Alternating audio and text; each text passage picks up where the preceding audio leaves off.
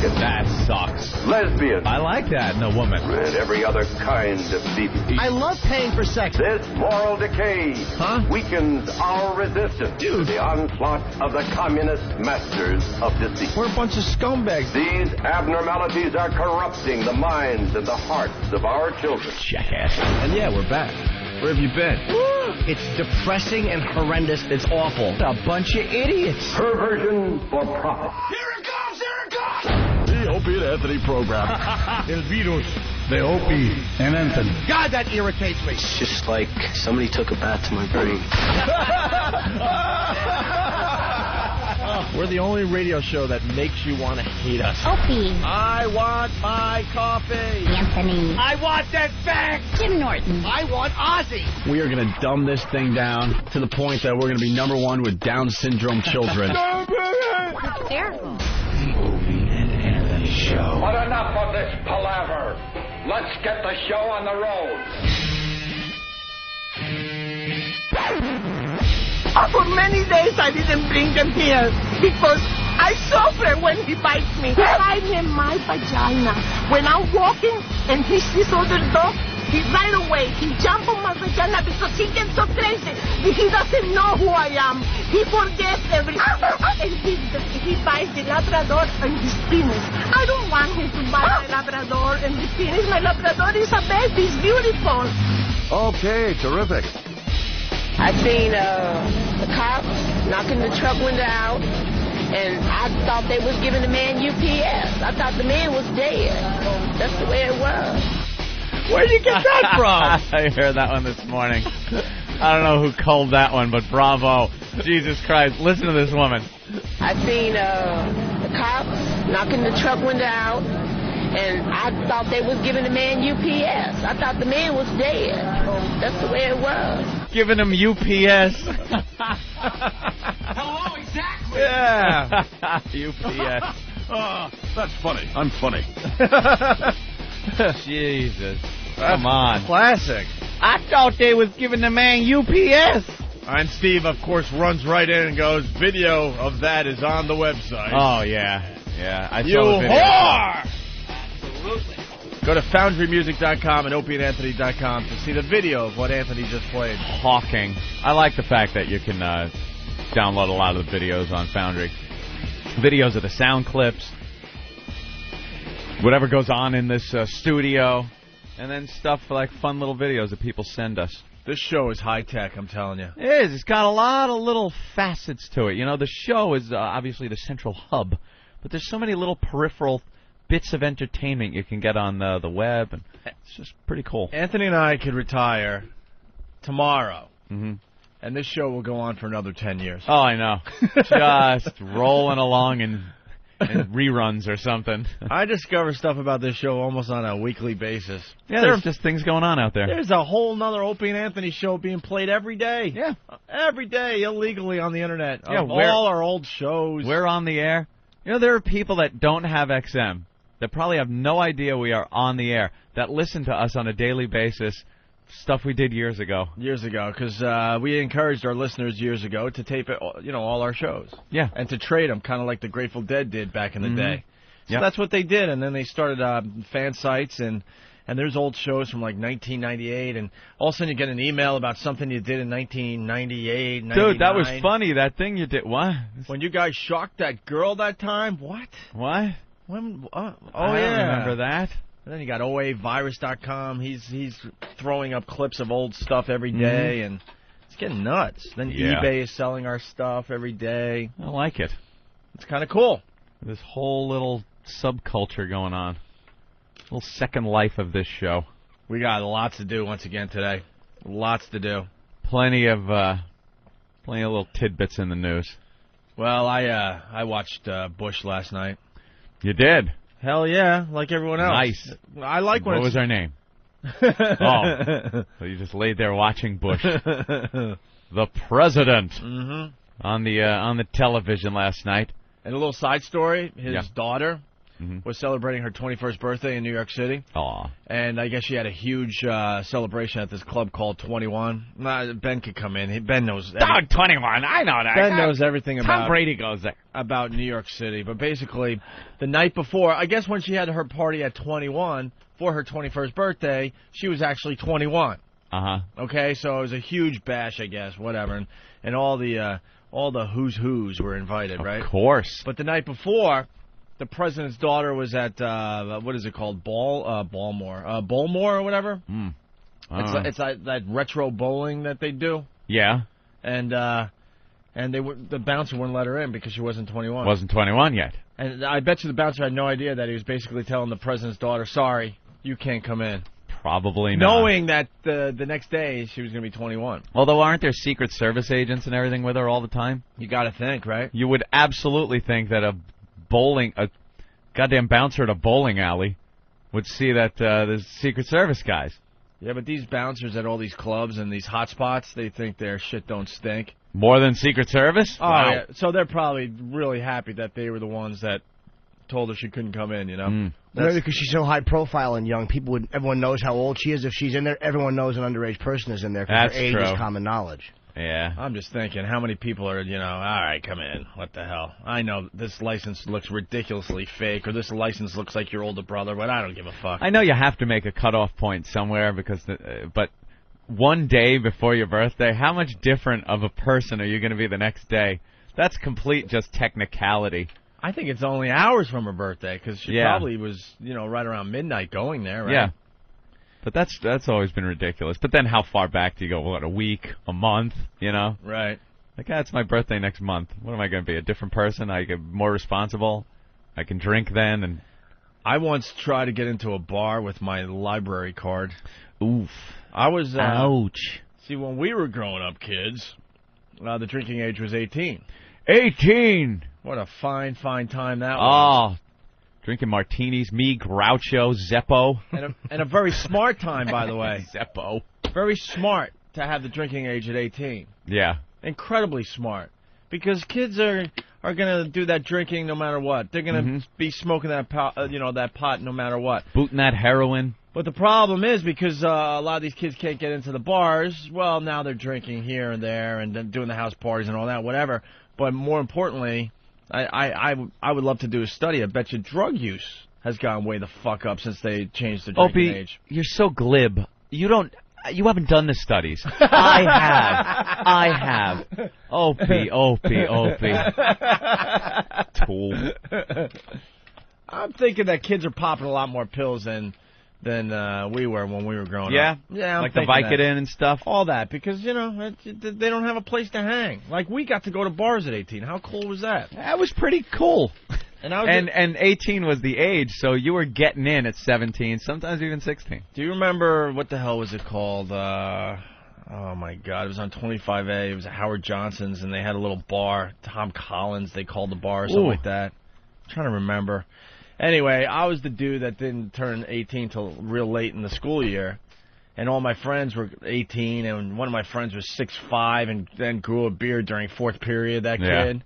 He was driving at 15, which I still don't understand because I think the driving age was like 16. But I think his parents were like, he's already an adult, right? So they all had their licenses, and I'm trying to get in with them. And another one of our friends, he wasn't 18 either, and he got like a hunting license, and he dockered that up. And my friend's like, don't worry, dude, you'll just be in the crowd and just show him something. So show him something. So I remember like docking messing with my library card and throwing a date of birth or something on there. They looked at me like, oh God. Will you just go home? A library card? Will you just go home? Yeah. Don't embarrass yourself, kid. Exactly. Go home. Yeah, it wasn't even a scene. Drink at the house. They looked at me and just said, stop. Just go. And I was the last guy in, so that your friends don't give a fuck. They got in. Yeah. They're not coming outside, oh, what happened, man? Oh. I used to go to the Tip Bar across the street, the Tender Trap. Across the street from my house.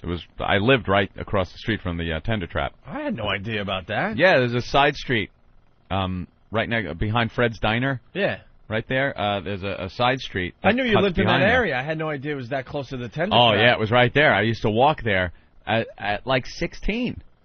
I would walk over to the tender trap, and sometimes all I would have is a pocket full of quarters.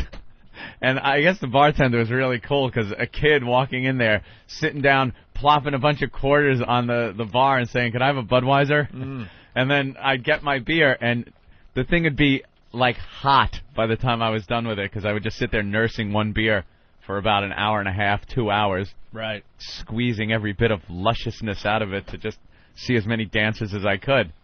And the bartender kind of knew, kind of remember, looking and kind of laughing. But I guess it wasn't that big a deal, Nah, back then they let you. Went in and watched some tits, got a boner, sit there and get my boner. Getting your boner on. At the tit bar. God, that goes away after a while when you're so jaded and disgusted with tit bars and strippers. When you first go, especially as a kid, your first time in the tit bar, it's like, Danny's Den. Naked girls. Do you remember Danny's Den? Of course. Danny's Den was such a shithole, man. Dude, I don't think there was a strip club on the island I hadn't been to. This place was so bad they decided to knock it down just to make parking for the supermarket. Yeah, bad. That's how valuable this little house was that was a strip club.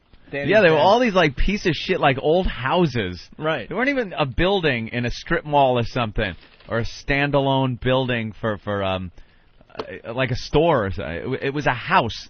Like they would decorate up this house on the outside, paint the windows black, put a sign, "Exotic West Coast Dancers" on the outside. What the hell is that? West Coast, they're from Bayshore. Exotic West Coast Dancer, yeah. From Bayshore. Trust me, someone in Kansas is like Bayshore, trust me. Just think. You have a Bayshore near you. Yeah, just think of the town in the your white neighborhood. trash town near you. Right. Sorry, Bayshore, you're it. You're it. We refer to Bayshore a lot on this show. Yeah. But I remember we were in there, Danny's Den, 18, and the first girl that came out, I swear to God, she had a cesarean scar and some kind of bullet wound. Bullet wound. That's all we can. That's the only thing we can figure out it was. That's great. And she's dancing to the Animals' House of the Rising Sun. Yeah. There is a house in New Orleans. With her C-section scar. Nothing better than a gut shot scar that had to be probed for the bullet so they cut up like a dissection. Right. And there she is dancing. It looks like she took the tip of a knife and tried to pull it out herself. Yeah, just gouge it out. Gouge it out. Because she doesn't wonderful. want the cops involved. Jesus, what the hell's going biker on? boyfriend shot her. Mm-hmm. Yeah, fun. Good times. Good times. Good times. So speaking of Bush, the president, he's on the front page of all the New York papers, and I'm sure he's on the front page of your paper. So hard to defend this guy. I like thinking I'm open-minded, and I look at both sides of things, so I don't see everything. There are a lot of Democrats, liberal Democrats especially, that just bash anything Bush does, which isn't right. And then there are the hardcore conservative Republicans that look at him like he can do no wrong. The truth of the matter is, the truth lies somewhere in the middle, and sometimes it goes a little closer to he's a moron that can't do anything right, and sometimes it goes toward what a genius, he's doing very well. But last night, his approval rating is way down. In the shitter, and he comes out and does this speech, and it was presented to the public like this was going to be a speech that outlined what the future plans for Iraq were, what we're going to do there. Obviously not a timetable for troop withdrawal, but just some type of plan that's going on. Inform the people of what's going on. Nothing new here. There was not a word out of his mouth that had anything new. And it was insulting, and I agree with the Democrats that came out, the pundits that came out afterwards, and said that him bringing up 9/11 5 times in a 28-minute speech was ridiculous, it was insulting, and it shouldn't have been done. The fact that he's still linking 9/11 with the war in Iraq is ridiculous, and he really, it comes off as insulting to the people. I don't think he did a good job last night with this speech. That's what I'm getting at. Stumbling all over the place, too. Oh, well, he always does. I know. He's just a horrible public speaker. He's bad. Sometimes he can horrendous. get a good word out or a phrase, but for the most part, he's just a stuttering, muttering prick. You know who's a good speaker? Martin Luther King Jr. Ah, there you go. I have a dream. So his approval rating is like 40% of the people agree with what we're doing in Iraq or something like that at this point? Is it 40? Something like that. Man, you get gas prices down to $1, and everyone will approve. Yeah, what happened? Wasn't this the war for oil? I heard the liberal Democrat was like chiming in. He's just doing this for the oil, man. It's the oil, man. War, no blood for oil. Bring our troops home. It's the oil, man. Highest prices ever. Ever. You would think they would be the lowest prices ever. Lowest prices. We're pushing $3 in some places. We should be showering in this stuff.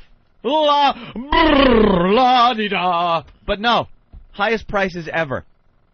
Great time to own a gigantic SUV, people. Let me tell you. I fill that goddamn thing up. Holy shit. Cha-ching. My SUV, because we are ugly Americans. Yes. We all have our big Must SUVs. have your big vehicle. Mine's not even that big, and it's cost me $45 to fill up. 45? Yeah, pretty much. Nice. That's a quaint little price for gas. I know, $45. Oh, Can you imagine? I'm well into the 60s. Are you really? Fill up, yeah. When it's on empty? Ooh. I was on ridiculous empty yesterday, where the light comes on and the car starts yelling at you. What are you, an idiot? Mm-hmm. What do you think? That would be fun. What do you think? I run on fumes, asshole? Gas up. Look at the nav system. You're in Manhattan. You'll never find a gas station. You're going to run out. You know what element is in this town when you run out of gas. It was horrible. God, there's a market for that. You know, just your car talking to you. Just yelling at you. Rudely, that would be hilarious. Instead of just hearing that little ding, bing, ding. Oh, what is that? Oh. Yeah, you can have little settings, like if you don't want to be offended, it could be just your common courtesy, let you know. But if you want, some real discussion, conversation, you could program in, authentic friend-like conversation with your car. Where it's like, hey, asshole, gas. I want a hot female. Yeah? Basically saying, she needs something stuck in her because your car is running out of fuel. Pull up to the pump. Stick the nozzle in my hole. Pump. You got your door open, your car is moaning at the gas station. We'd be stopping at gas stations every 2 miles. What the hell are you doing, man? You're full. I think I could squeeze another half a gallon in this thing. I think my navigation system sounds cute. Yeah? Yeah, it's a girl's voice. She's a fat hog. Probably. Oh, great. You just ruined it for me. You pop in the nav, you're driving down the highway, and she tells you, get off at a certain exit. And she got a nice, really, a cute voice for a girl voice on the nav system. It's much better than a guy voice telling you what to do. You're like, fuck you. I'm not going to listen to you. You're a guy voice. I got an idea for today's show. Fat pigs with hot voices. Oh, yeah, they're just going to be calling like crazy. Fat pigs with hot voices on the Opie and Anthony program this morning. You're never going to. You're insane. We already have a feature like that. It's called Every Woman That Calls In Here. Maybe I should have sold it differently, huh? If you're pleasantly plump and have a hot voice. Pleasantly plump. Now, how can we sell this where the girls would actually call in? I don't know. Fat pigs with hot voices. They're not going to call it. That doesn't help.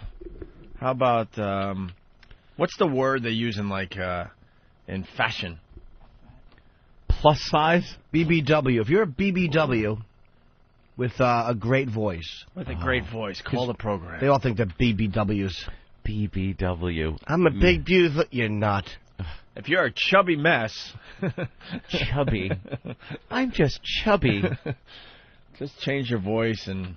change your name and call up with your sexiness. No one's going to see you. If you're the type of girl that's had a lot of phone sex, and then when your date comes to pick you up, he always just looks and then drives away quickly, please pick up the phone and call in. All right, Anthony, $60-some-odd to fill up? Yeah. I know this guy's a trucker, but listen to this. Kevin, go ahead. You were talking about the president, and nothing good has come for me since he took office. I'm an owner-operator. I get like 7 miles a gallon out of my truck. I'm paying out $1,500 a week to operate my truck, and it's just cut into my profit margin. Can you imagine? $1,500 a week. $1,500 a week for fuel. Holy killer. Do you ever pay cash? I would pay cash. I would pay cash in dollar bills. Here you go. Thank you, my friend. Thank you, my friend. My friend. Where's the we used cheap to do gas? that, but everything's paid electronically today. You know, you don't carry cash. No. You see, you never think about the truckers and how much they're spending at the pumps at one given time, at one given moment. $1,500. Right, our economy reflects it. All right. Sooner or later, we're all going to pay through the nose. That's the thing about fuel prices. It makes everything go up. The price of everything goes up because fuel prices are high. It's the one thing that just is tied into every single product that you buy. Well, if the cost of transferring it's going to be more expensive, they're going to hit us in our pocketbooks. In our pocketbook. All right. I know the girls at the titty bar are suffering because I don't have the cash to lay out like I used to, and some of that $1,500 speedboat I got just sits. Some of that $1,500 would have ended up in small bills in very stinky places. You got that right. All right. And by the way, I got wowed yesterday, even though it wasn't Wednesday. So thanks a lot for that. Well, about whenever. Yeah, we like to acknowledge Whip 'em Out Wednesday, but if you have that wow in your car, it could happen at any moment. Yep. I put duct tape on the back of my trailer. All us truckers carry duct tape, so I put WOW on the back of the trailer, and the women know what it means. Of course they do. And if you want your official WOW sticker, just send a self-addressed stamped envelope into us here in New York City, and we'll send out the WOW sticker. I've got to get your address because I have something interesting. I'm from St. Louis, and we have a newspaper there called the Evening World. And the vernacular is just the way black people speak, and I want you guys to read this sometime. I got to get you a copy.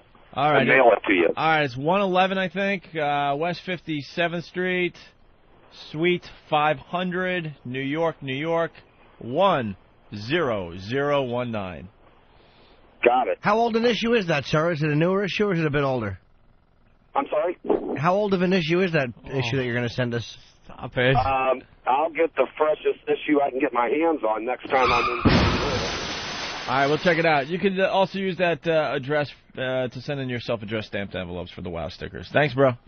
Okay, thank you. Bye. All right. This guy, Bill from Whackbag, I would ride my bike to the tender trap at the same time as Anthony, like 16 years old, using a handwritten ID from the Dix Hills Park golf course. I'd leave my bike behind the auto shop next door to the trap. Yeah, that place really didn't care, did it? No. Let's go to John in Queens. John, what's up?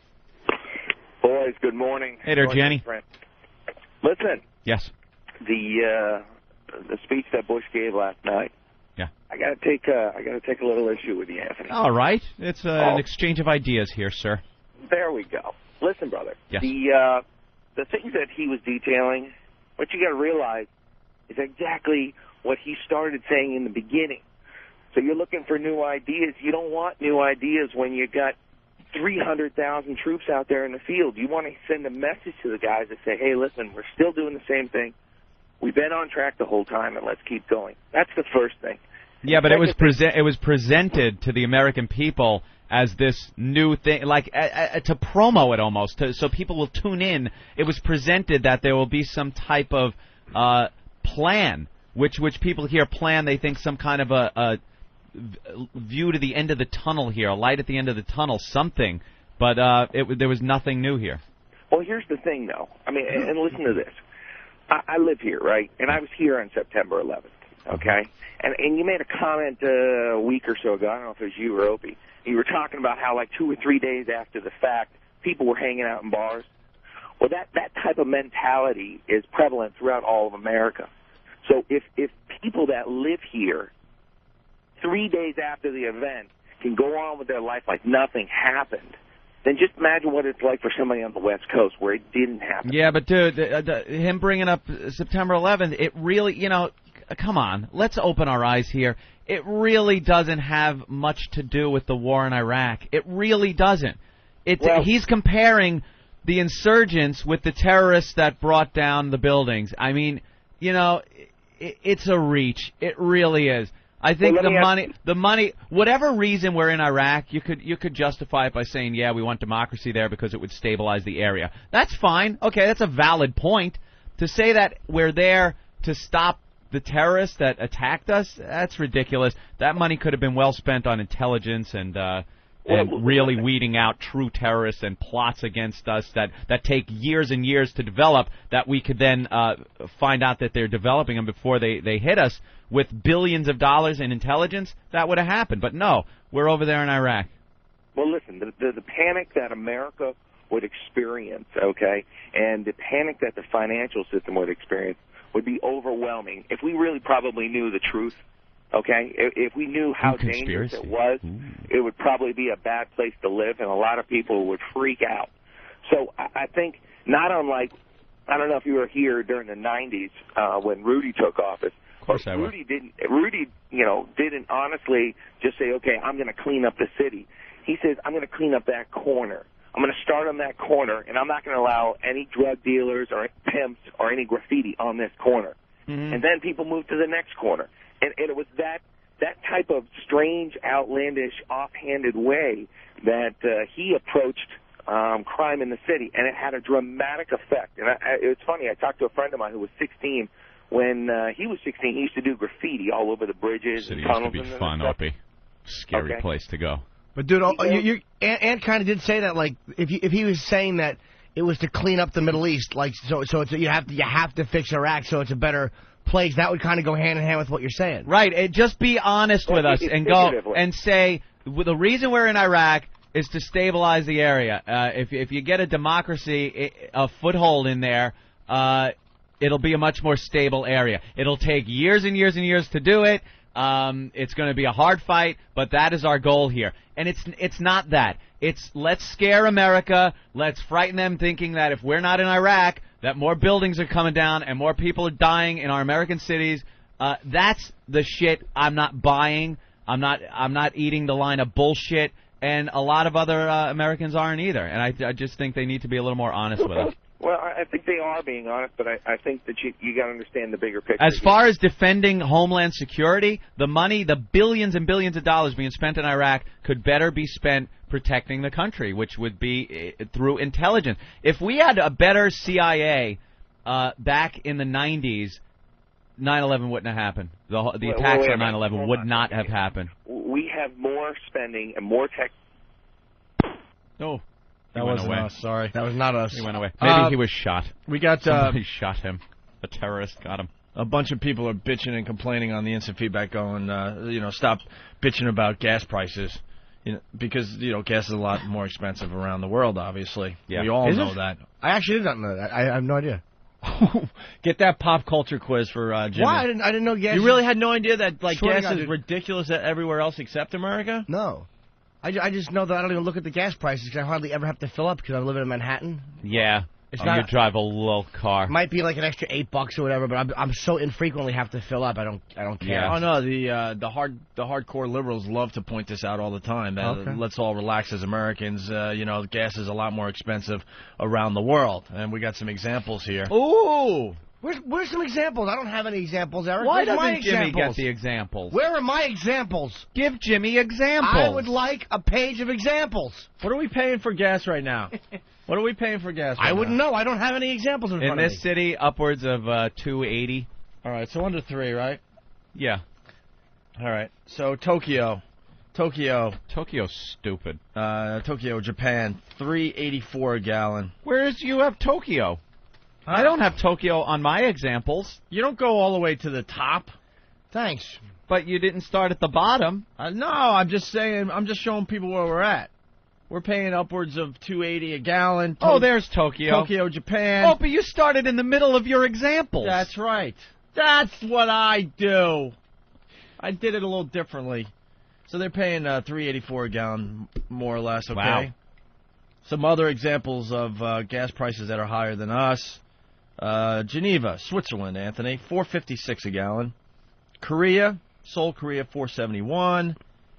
Rome, Italy, there you go, $4.86 a gallon, Anthony. Mamma mia!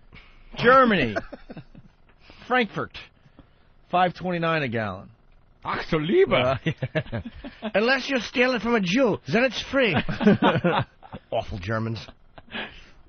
a couple other notables on this list.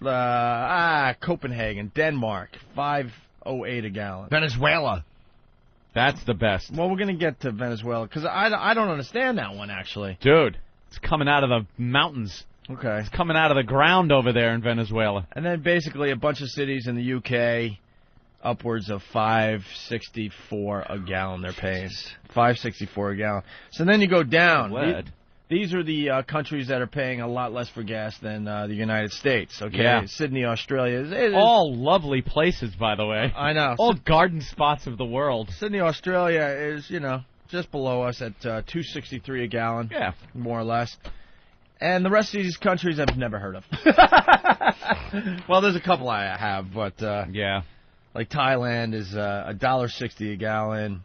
Shanghai, China, $1.48. Moscow, Russia, $1.45. We're cheaper gas prices than you. We're so much better. Look at our gas price, cheap. You pay so much. Taiwan, $2.47 a gallon. And then you get down to these countries like Kazakhstan. Yes, $1.36 a gallon. Mm-hmm. And then this country, the third from the bottom. Tajikistan? Yes, exactly. Tajikistan. $1.32 a gallon they're paying. Ooh. And then this country right here, Azerbaijan.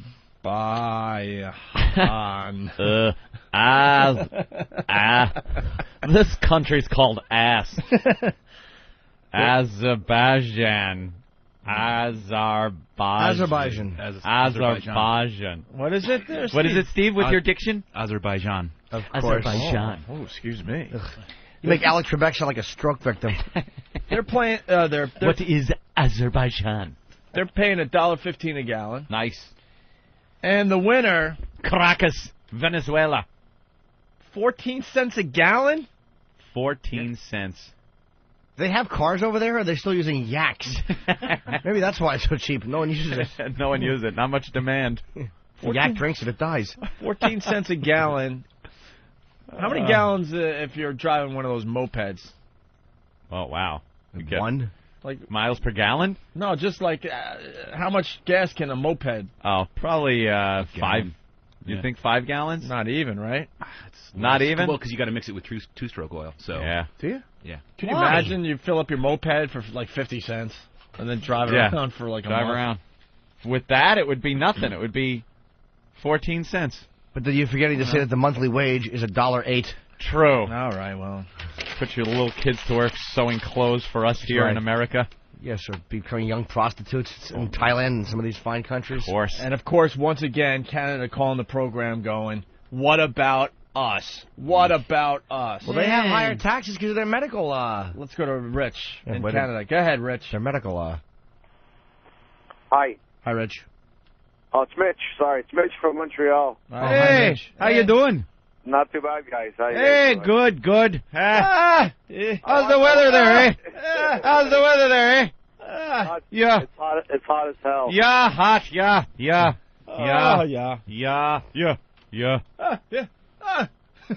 Well, what do you got for us, Rich, eh? Well, I just wanted to say 3 things, if that's not too much. No, that's fine. Go ahead. Yeah. That's fine. Yeah. Okay, Yeah. we're paying here in Montreal, we're paying $4.08 a gallon, and we're like 45 miles from the border. Is that for American? It's Canadian. Oh, Jesus Christ, American. then. Stop it. You're stupid That's Canadian not that money. What do you give them, 4 loonies for every gallon? You stupid money with your loonies. He's laughing at his own money. I get my Canadian money mixed up with my Monopoly money all the time. Who's that whore on your money? That's my mother. It's my mother, sorry. That's the Queen. Yeah. The Queen, eh? Yeah.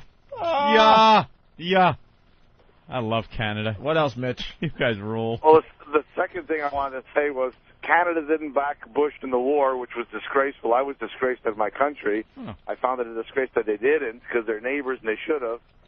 Howdy, neighbor. Yeah, but Yeah. In the long run,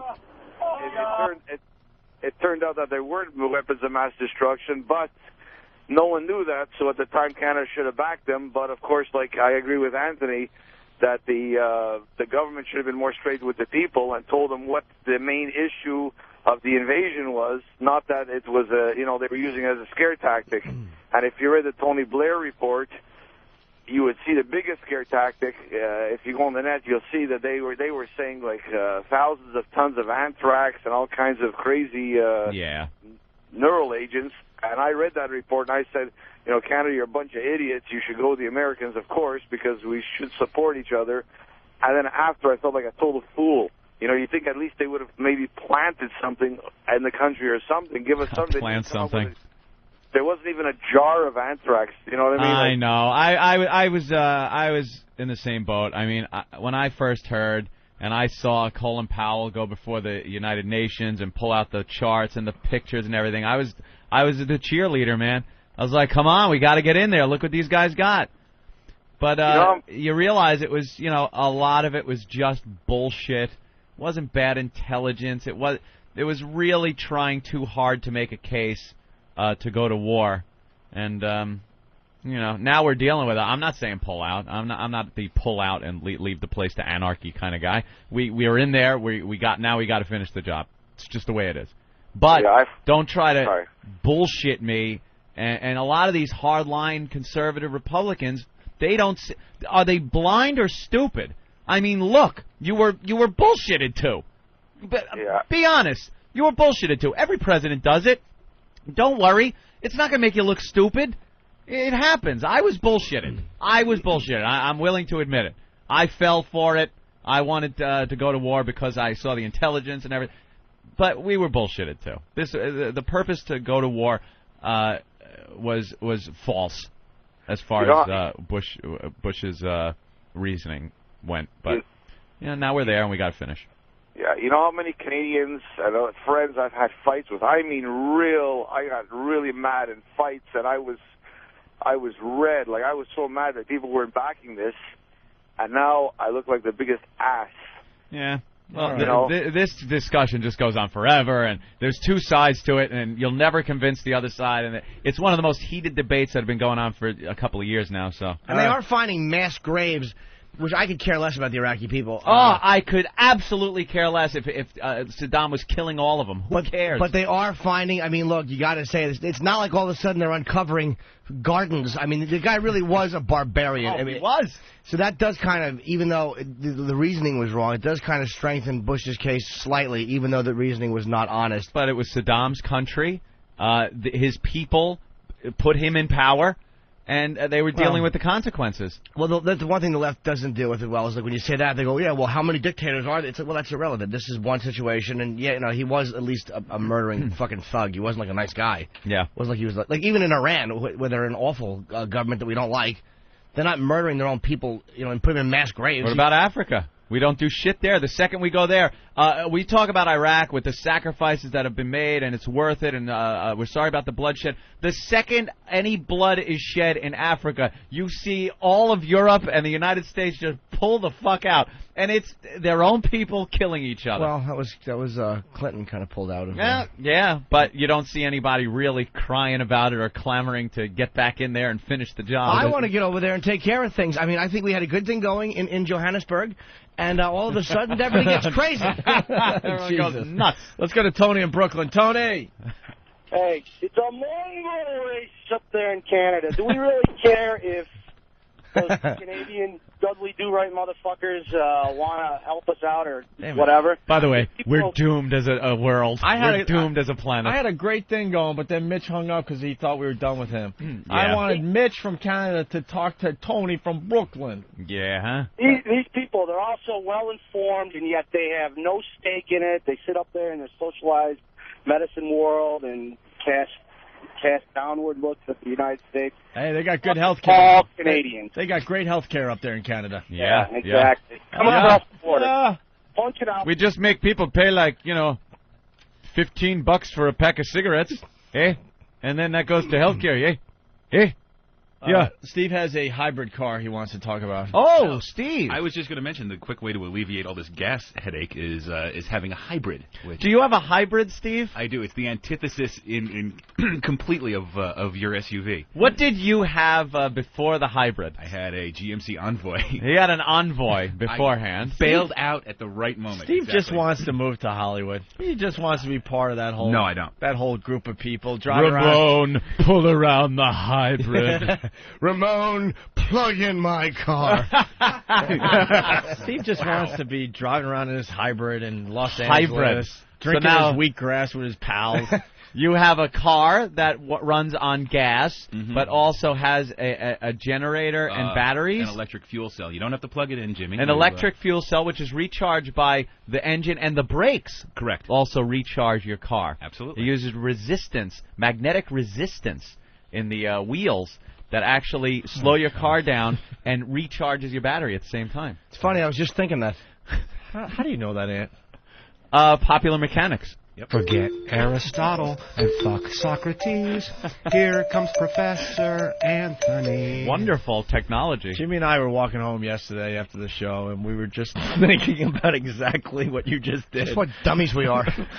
We're like, God, do you feel really stupid when Anthony goes off and just talks about something in a way that we all should know? It's worthless knowledge that I know. It's worthless. Here's what happens for those of you not in the studio. When Anthony starts and stuff like that, Opie will kind of just like look over at the CD thing because apparently there's something to be potted up. And I glance down at the newspaper like I'm not just hearing that there's a smarter person talking. And then Jimmy and I will glance at each other like, okay, I'm not the only one. All right, good. How can I sound like I'm agreeing with him like I know what he's talking about? You dude, no, it's funny. Right, yes. Damn it, I didn't get to that issue of Popular Mechanics yet. Yeah. Good one. That's the great magazine for reading on the bowl. Nice, short little articles on everything, from iPods to building a shed in the backyard. Looked at everything. So you're saying Jay Leno's column, by the way, very funny and very good. Jay Leno does a column every month in Popular Mechanics about cars, classic cars, and redoing cars. Buys like a 1945 fire engine and puts like a big block engine in it and makes it a hot rod, and then writes about it. He's like a real car freak. He is a nut with cars. Him and Seinfeld. They both have like huge garages on their estates that are just loaded with cars. Seinfeld has one here in New York, actually. He had a garage built in a building or something. It caused a lot of ruckus. He pretty much took over a whole building to make it into a garage for his cars or something. Porsches. Porsche, he loves the Porsche. That's how you know he's at the Comedy Cellar. You walk up sometimes, you see if you see an SUV, you know Chappelle is going on it. If you see a little Porsche, it's usually Seinfeld. Yeah. I don't think I'm giving away any trade secrets. Broken down, stinking Rolls Royce. You know, Voss is smoking nervous man. And if you see a Saturn with a black person with a blonde wig, guess who's that? So you're saying that this is like a combination? Because they're trying to mix electricity with regular cars, and you're going to get a conglomerated Milana Mongol class of vehicle. Now that you put it that way, I don't feel so good about it anymore. The people that have the plug-in cars were, that's a little much back in the old days. And ask them if they want to help save this country from the onslaught of integration. You know the system is they want to throw white children and colored children into the melting pot of integration, out of which will come a conglomerated, mulatto, Mongol class of people. Both races will be destroyed in such a way. I, for one, under God, will die before I'll yield 1 inch to that kind of a movement. Wow. The way he builds up to that mongrel, it explodes out of him. It just can't stay in anymore. The idea of it alone just makes him so angry. So we don't have to plug in the cars anymore? No. But they're saying now, how much do you spend on gas a week, and how much less is it than it was? Every time I fill up my car from empty, it's about $18, and it goes for roughly 400 miles. Wow.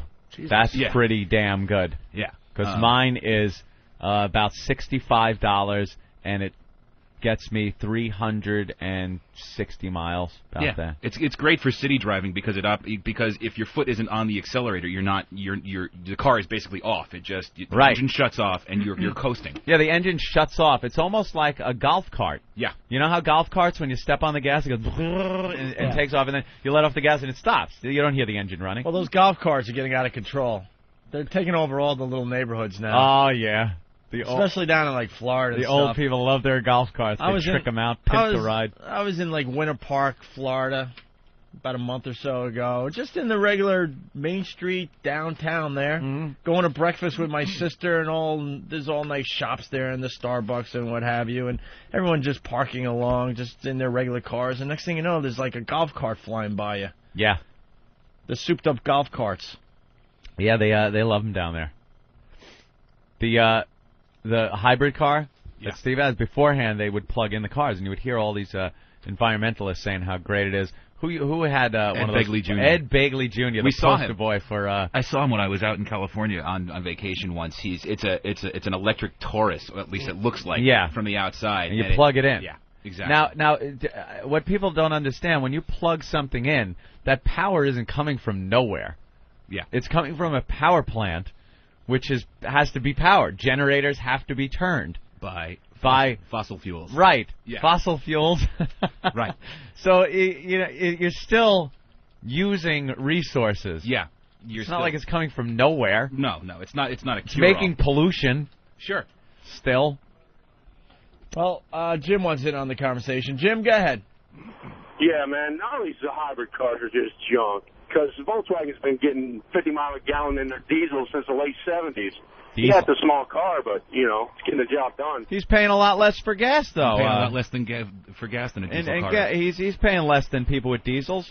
He's paying $18, and it's getting him 400 miles, dude. Yeah, and, good comeback. And the Geo Metro, they got 50 miles a gallon and quit making them. That was a stupid move. Cars were all right. I don't know. Never had one. Thank you, Jim. All right, punch it out. But the hit I took when I traded in my Envoy, I mean, I didn't have any scratches on it or anything, and it was a huge hit. And the guy said, "Look, you can do it now, or you can wait 6 months, and I'll give you $10,000 less for it." No one's buying the SUVs. They cannot sell SUVs. And the biggest hit is people that buy Escalades. Sorry, Anthony. Well, you take like mine a year ago. A brand new one, you'll lose 2/3 of the car's value the second you drive it off the lot because they can't resell them. I know. I'll pull up. They'll give me $10 for it. Okay. Great. Well, wonderful. we'll get to the Bush clips a little later in the show. That's an ongoing story today. Mm-hmm. Before we go to break, you want to do the first round of the Jim Norton Pop Culture Quiz? Jim Norton Pop Culture Quiz? Where is that? Well, I have gas examples. Well, I don't have a pop quiz them for right Jim here. Norton. Oh, Elfie's gonna give a copy there. I want to look along. All right. We were amazed yesterday that Jim doesn't know much about pop culture. I have nothing to do with this, by the way, Jimmy. Wow, who did this? Nathaniel decided to take it upon himself. Well, what's the date? Shut up. What's the date? It's not July 5th yet. Yeah. Ixnay on the... It was sent in, yeah. But Nathaniel sent it in. Oh, because he sits at home now, what he does. He sits at home and writes for the show. And faxes these things into us. Right, like Carson did for Letterman. Because Nathaniel will start July 5th, I think, but that was good of him to fax it in. But guys, then who's... I don't know. It's a new intern that looks a lot like Nathaniel. A surfer. It looks like him. They've hired Frankenstein's retarded brother to just kind of stand in there with a backwards hat. Oh, jeez. Jesus, that old gag. Are we going to explain that someday? Eventually. July 6th. Anyways, by the way, can I say how starstruck I was yesterday? In my own building. I get off the elevator, and Dr. Michio Kaku was there. Michio Kaku? Yes, he's a theoretical physicist that I've heard on the radio, and I was very starstruck. Wow. That's all. I have no clue. I know. Are you kidding? No. He's doing the Art Bell show all the time. In the elevator? I mean, he was there waiting for He lives in your building? Yeah. Who is he? He's like a professor at like NYU or something. How do you know it was him? I recognize him. I've seen him on TV. He's a genius. He's a genius. Wow. Did you discuss like the elevator and? I didn't know it was him. I couldn't believe it was if actually it's him. going up and... No one else would have cared that it was him. But I'm like, is that Dr. Kaku? And then I asked somebody. Like, Kaku. Yeah, I know. What is he known for, though? He has a little physicist shop down there in Soho. Yeah, like if you're walking by in the street, he'll just talk math. Yeah, just blurts out numbers. No, he would do Art Bell. He would be on Art Bell. He would always talk about like alternate universes, but he's like, no, he's not a quack. Art Bell is a lot of fun to listen to. He can be, yeah, when he's not having shadow people discussions. I want to spit in his face. Shut up, Art. Shadow people. The shadow people. What the hell's a shadow? Exactly. Person? They're nothing. All his discussions are about aliens and conspiracies and all kinds of wacky things. Some of them are good though. When they have airline pilots, they play the audio of a pilot's transmission, like or radar transmissions of things that are really weird that are actual audio. That's kind of interesting. Mm-hmm. But when they have somebody calling up about, I saw some shadow people, and Art Bell has to act like the shadow people are real. Shadow people, and not just I hang see up. some too. Way uptown, you go above Central Park here in the city. This neighborhood's loaded with shadow people. But what? Shadow people tend to live in clusters. Yeah. What's the concept of behind shadow people? Dude, I get so annoyed when I hear about them. You just tune out. They're people who live in the shadows, or they're like the shadows of people. They're just awful. Shadow people, are they aliens or ghosts? I don't. There's sometimes he just entertains these morons, and other times he's got these geniuses on, like Richard Hoagland and who is starting to annoy me with his Mars theories. We get it. You think there's something there? We know. There's definitely something there. I don't know. You think? I think there was. Just a mountain. I think there was at some point. I don't think anymore, though. It looks like you're finding shit. It looks like a face. The face on Mars? I love the face on Mars. They showed the face on Mars photographed from various other angles besides that famous one, and it looks nothing like a face. It's just the way that the shadows were on that certain time when the picture was taken. There's some other place they're talking about the breast on Earth, and it's Mount Everest. Yeah. Idiots we are. There's a tit on that planet. Carved by people. By Thetans. Giant monument carved into a mountain. I think there was something. Can you print up there, the shadow people thing? Oh, you got a shadow people theory? Yeah. Nice. We'll print that up. So Nathaniel came up with a pop culture quiz for Jim Norton. This is pretty good because this is round one. It's not that difficult. I'm looking here, and the questions aren't that difficult. They're pretty much things that anybody who spends just an average amount of time watching television or reading a little bit of an entertainment section or something should absolutely know these answers. Can you try to answer these? I will try. All right, good. And I will succeed. It just may not be correct. Give me those ribs. Come on. Wait, Dan knows what shadow people are. Dan, go ahead. Hey, them shadow people are silhouettes of people from parallel universes. Oh. Oh, yeah? I've never seen one of these shadow people. I've never seen one either, but that's what they always say on our bell. Anyway, punch now, guys. All right, thanks, Dan. People from alternate dimensions who are somehow bleeding into our dimension. That's what Matt C. is saying.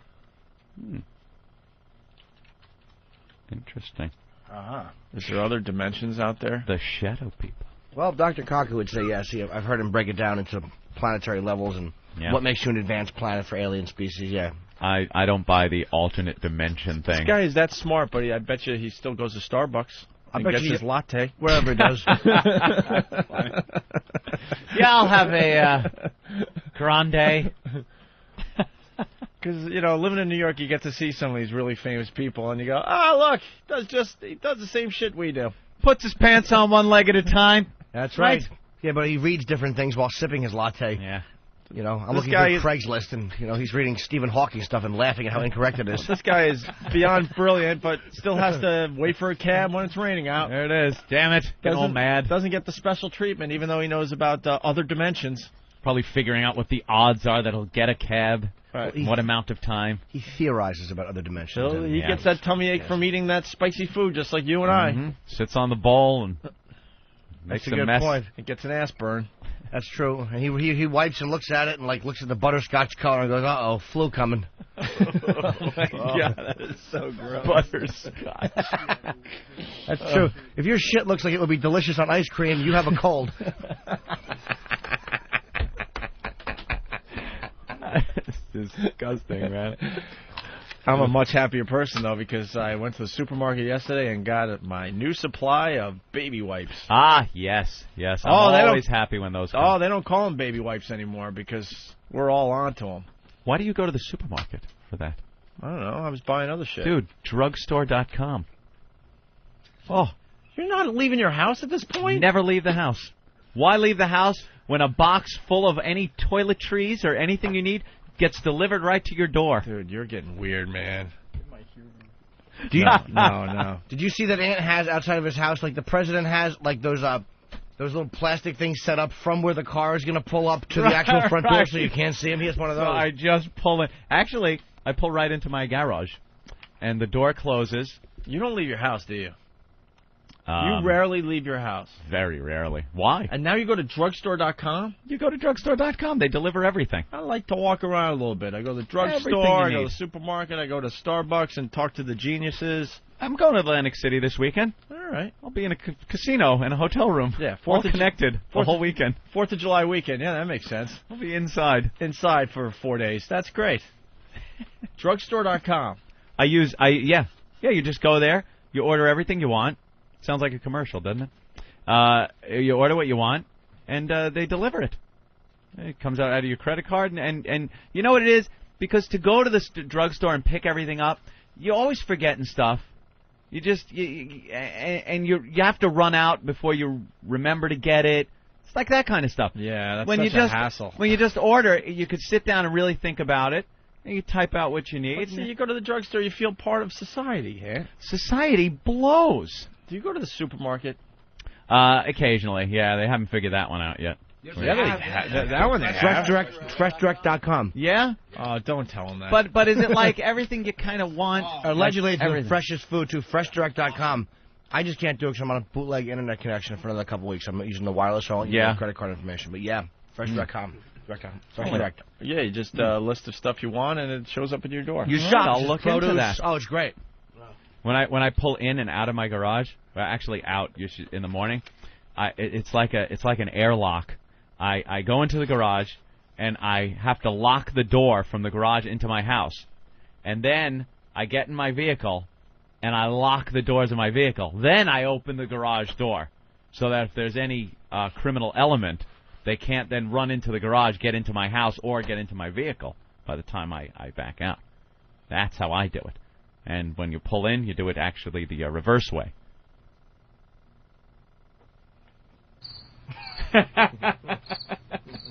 You're the same guy I met 11 years ago, huh? That's me, Opie. Okay. I'm still here. Hi, look. Hi. Wave. No, you're a shadow person. I'm a shadow person of Anthony. What happened? All right, listen. When we get back, we'll do Jim's pop culture quiz. Yeah. We'll play some of the Bush clips. Hide it. Turn it over. Don't let, because he's a cheater. And this is He'll only cheat. This is only round one. I don't like the fact there are different rounds.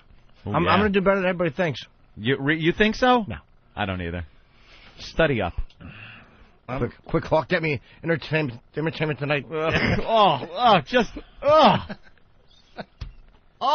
I would probably. I want to beat you with your own tongue. I just want to pull it out and smack your head with it. You know what it is? I have easy for you to say. Oh, Liddy. I have no Liddy. I have apple in my mouth. Dude, it's radio. I was just saying like you actually had it. I know. Rich in New York, go ahead.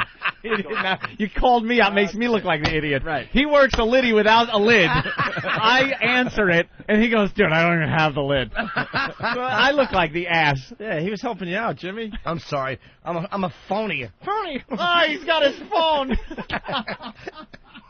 Yeah, someone wants to know, Tom from West Virginia, how long before you're broadcasting from your house? And we have to do that old closed-circuit TV thing that some DJs do. When I was looking for a house recently, I was down in a basement and going, I bet an ISDN line and some monitors in here would really be nice. We will head that way eventually. Rich in New York, what's up? Hey, what's going on? Hey. Just wanted to let Anthony know of another service called peapod.com. It's PEAPOD.com, and they're affiliated with Stop and Shop. And you could pretty much do every bit of your shopping 100% down to your meats and vegetables and all your good stuff. And you can tell them what time you want it delivered to you. Oh, yeah? This way it doesn't inconvenience you any. You don't have to actually see anybody. From what I understand, they'll actually slip it through a little slot on your door so you don't have to touch them either. Yeah, because So- I don't want them seeing my my jars of urine, Opie, that are all over my living room. I stack them up in numerical order. I like stack first 10, and then there's 9, 8, 7, all golden jars of urine that I have all around my house. And then you go to thedrugstore.com and get nothing but chocolate. Right. Just like chocolate bars. Chocolate bars. Where are your fingernail clippings? I save them too. Yes, Of course you yes. do. All right, when we get back, Jim's pop culture quiz, also some Bush clips. Did you see the answers when I flipped it over? Yes. You did? Yes. No, you didn't. I saw all of them. No, he didn't. All right, good. Liar. And, the shark thing that we started yesterday. I know. Could be the best hour of radio coming up. I went home and I was stunned and amazed at some of the teasers with a breaking story here in New York and Queens. We give our listeners homework assignments from time to time. Mm-hmm. We did the old the remixes we like to do, the jingles, the Ramon promos. The latest assignment for America Assignment for America is news teases. Yeah. Where your local news tries to scare the shit out of you about something really dumb. Right. You know, because the shark thing's going to go away, but then they'll have to find something else to scare you about. Got to keep you scared. So that's what we're looking for from you guys from all over the country. Clips Your from your news local news teases. where they're teasing the shit out of you and scaring you and all that bullshit. We got a couple examples because they're already starting to come in, okay? Right. All right. Like sand through the hourglass, so is the Owen virus. But can I honestly say anybody rips me off? I mean, when I hear the same exact bits done, that's how I say it. I mean, what about WOW? That's totally their idea. Oh, there you go. Okay. There's something new. Well, and then... There's something new. You know what? I used to do that in Washington, D.C. Tell him, Fred.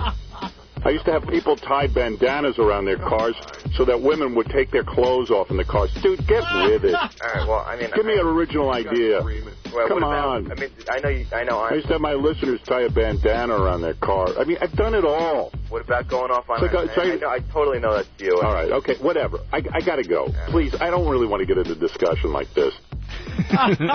So delusional. That is really funny. See, Someone found the clip. Yeah, that's something we couldn't play on the old show because of the gag order that he placed on us. How do you tie a bandana around your car? That's a great one. That's a big bandana. What's the matter? My car has cancer. People throwing frisbees to their cars, jump and grab it. God, just showing your age, man. You can't even tie bandanas to antennas anymore. An antenna. It's all hippied out. You honk the horn, it's like beep, beep. Dude. Honk, dude. He's so delusional. Oh, man. Just admit it. My bandana WOW on is such the an car. original idea. I invented everything. I've done it all. He even said, I've done it all. Wow. Even the stuff that's going to be invented, I I've did done it already. all. There's no I went into original a time ideas. machine Everyone and I should already just did it. kill themselves, Robin. Right. I've done it all. I was the first one to do anything. Marconi ripped me off, Robin. Remember the what was that thing called? Dot dash dash dot Morse code. It was Howard code earlier. The guy ripped me off. I invented SOS. Robin. What a complete jackass. He's the guy. Wow. Wow. He invented WOW. And it had nothing to do with Whip 'em Out Wednesday or WOW. It was tying a bandana around your car. Thank you, Howard. And what were we supposed to do if you saw... I don't know. He didn't really explain it very well. Of course he's not going to explain. If someone had a bandana tied around their car somehow, girls would get naked in the car? It wasn't even flash. Yeah, girls would get naked. They're driving, taking their clothes off, crashing into apartments, Robin. I invented traffic accidents. A bandana around an antenna. That reminds me of something else I've heard. It's called a fucking flag. That's not exactly somebody's fucking invention. I invented that, Robin. They said Betsy Ross did that. I sewed the stars on. Ooh, it was all me. I don't care. I don't care. I honestly don't care. I don't care. I invented the bandana. Opie and Anthony, the virus is spreading.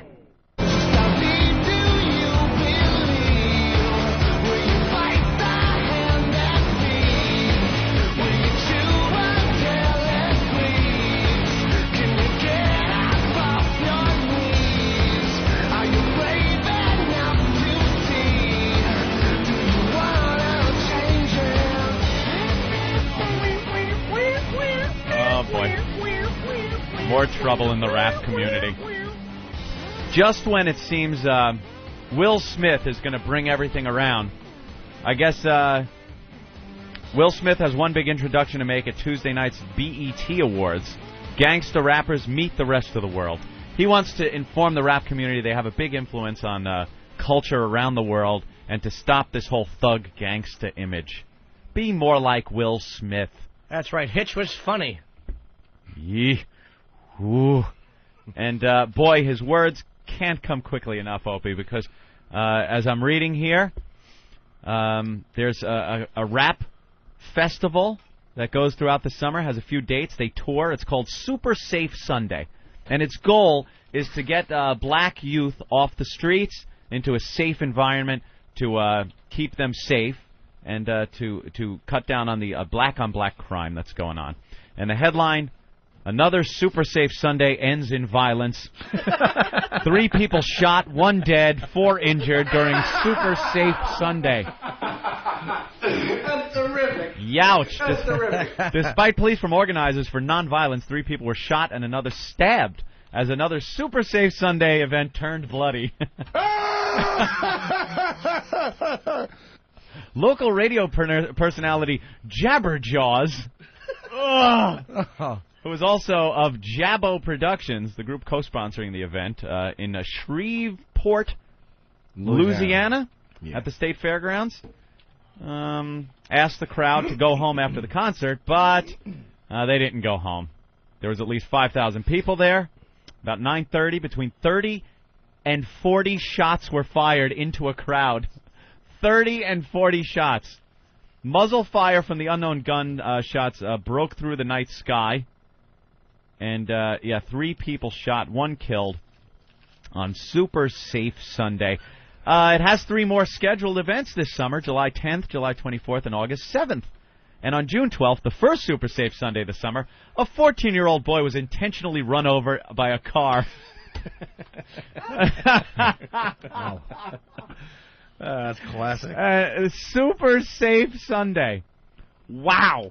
You know, those rap events are just trouble. Is that a picture of Super Safe Sunday? Wow. That sure don't look safe. That looks quite scary. That doesn't look like slightly safe Sunday. Ooh. That looks like, we'll give it a try. Oh, my safe God. This Sunday. That looks like, ask, where's Hotel Rwanda? Ask for directions to Hotel Rwanda Sunday. That looks like Find Whitey. Wow, yeah. Where's Whitey? Where's Whitey? Find him in that crowd. It's a little guy with a red and white sweater with a black eye and a pistol at his head. All right, Anthony, it's Whip 'em Out Wednesday. Really yes, fast. It is. Better than Super Safe Sunday. Whip 'em Out Wednesday. Whip 'em Out Wednesday, we absolutely love. You get wow on your car for the new listeners, or a wow on your truck, and if the ladies feel like it, they're going to flash you while you're driving around. We basically tell you, don't harass the ladies. There's plenty of women out there that'll do this just for the hell of it. You don't have to try to overly encourage the women to do it, okay? Mm-hmm. If you don't have a wow sticker yet, you can make one and throw it on the back of your ride, or you can send in a self-addressed stamped envelope to us here in New York City. The address is up on opieandanthony.com. With that said, Anthony, really fast, we got a strip club, or isn't it? Delilah's in Philadelphia. But they don't like being called a strip club, right? Gentleman's club. You don't know what to call them anymore. In the old days, it's you a just strip said club. A strip club. You said gentleman's a strip club. It's a gentleman's club. It's a dance club. It's this, a ladies' what? Strip joint. Strip joint. Look at that gentleman wearing the silk sweatpants with no underwear. He's Big a wet gentleman. spot on the front. What a gentleman. We do love Delilah's. Delilah's, sorry. Delilah's. You have to say the name right. I know. Well, we used to do some stuff with them when we were on... I love Dillinger's. What? We used to do a lot of stuff with them when we were at WYSP in Philadelphia. Pardon me, missy. May I see your tits? I'm a fine gentleman. Delilah's. Okay, we got a bunch of exotic dancers, a.k.a. strippers. They're coming up Friday. They'll be here Friday. And they're going to have tiny little things on. Ooh. And they're going to walk around Manhattan handing out wow stickers. That's what we do now. Yeah. We're marketing ourselves. We make the girls work for us. So the girls are going to be walking all around Manhattan handing out wow stickers. Hold on, Jimmy, because I see how pissed you are over there. No. Let me just get this thought I finished. Do we want listeners and other hot girls to join us to hand out wow stickers all day Friday in Manhattan? Can't hurt. Sorry, I'm distracted by Jim. All right. No, I think I love the idea of the hot chicks, the strippers coming in and doing something like that for the show in Times Square or something like that. Yeah. We'll have them walk down. We'll design the route. Go down Actually, 7th Avenue. you mean actually serving a purpose on this show? Yeah. Yeah, having strippers that actually do something worthwhile for the program. And they are hot girls, so. Do you guys want to put out the word that listeners could join them and hot girls could join them, or no? I'd rather put out the word, really. Can we just do that? I've been working on the put and the but. I know. That's what I heard. I heard put, you don't and I'd rather understand what put. goes on in my brain every time I have to say know, put. Thank Christ. It's driving me nuts. Is it? It stops my whole thought process. But it, How did that happen? Because some asshole listener had to point it out. I've been saying but. No, I mean, how did you start saying but No, in school? Wasn't it a P? Dude, I've been saying that word, I don't know. Really? I was listening to an old bit that has to be 6 or 7 years ago. I'm going but. Really? And no one picked up on it until we started here at XM. And now every time I have to say put, my brain physically stops working so it can think about how to say that one stupid word. I know what the problem is, by the way. The way, like, because when you say P, your brain, the way you say P, like, we all have to think out what we're saying, even though it's very quick. Yeah. And you don't think P, you think upside down B. Was it because of not popping your P's into a microphone? Maybe. Because sometimes they teach you to almost say but they, not but like put You know a what? softer P without You know what? popping your That's P's in the microphone. Plosive. That could be it. Yeah. That could be it. Yeah, that's what they teach in the They teach you that. broadcasting Plosives. classes. Your P's, yeah. What they say to do, P's? Plosives. So don't we're pop Yeah, your P's like and all that crap. Ben has a huge penis, you would say. Instead, not so you don't pop it. So we're going to put out the word, right? Yeah, we'll All right, put so the route on the website and all that stuff. So do we want listeners to show up Friday? Yeah, why not? Some listeners to show up Friday with hot girls, Yeah. and we'll have a whole box of WOW stickers, and we're going to walk around Manhattan handing them out. We got to really start promoting this damn show, especially here in New York City. So we'll have them go down, 7th Avenue, and so if your office is along 7th Avenue. And All right. So Friday we'll start walking at 7:30. 7:30. Maybe they can hand them out to the black Israelites that always speak on Broadway in front of the Viacom building. Oh, those guys are Those nuts. scary monsters. Oh, they're enchanting gentlemen. All right. We got freaks all over. Hard the workers. Chanting. city. Okay. By the way, when this kid comes back, can somebody ask where he got this fruit? Uh-oh, what's... Look at what makes you angrier? And I want to ask the listeners this.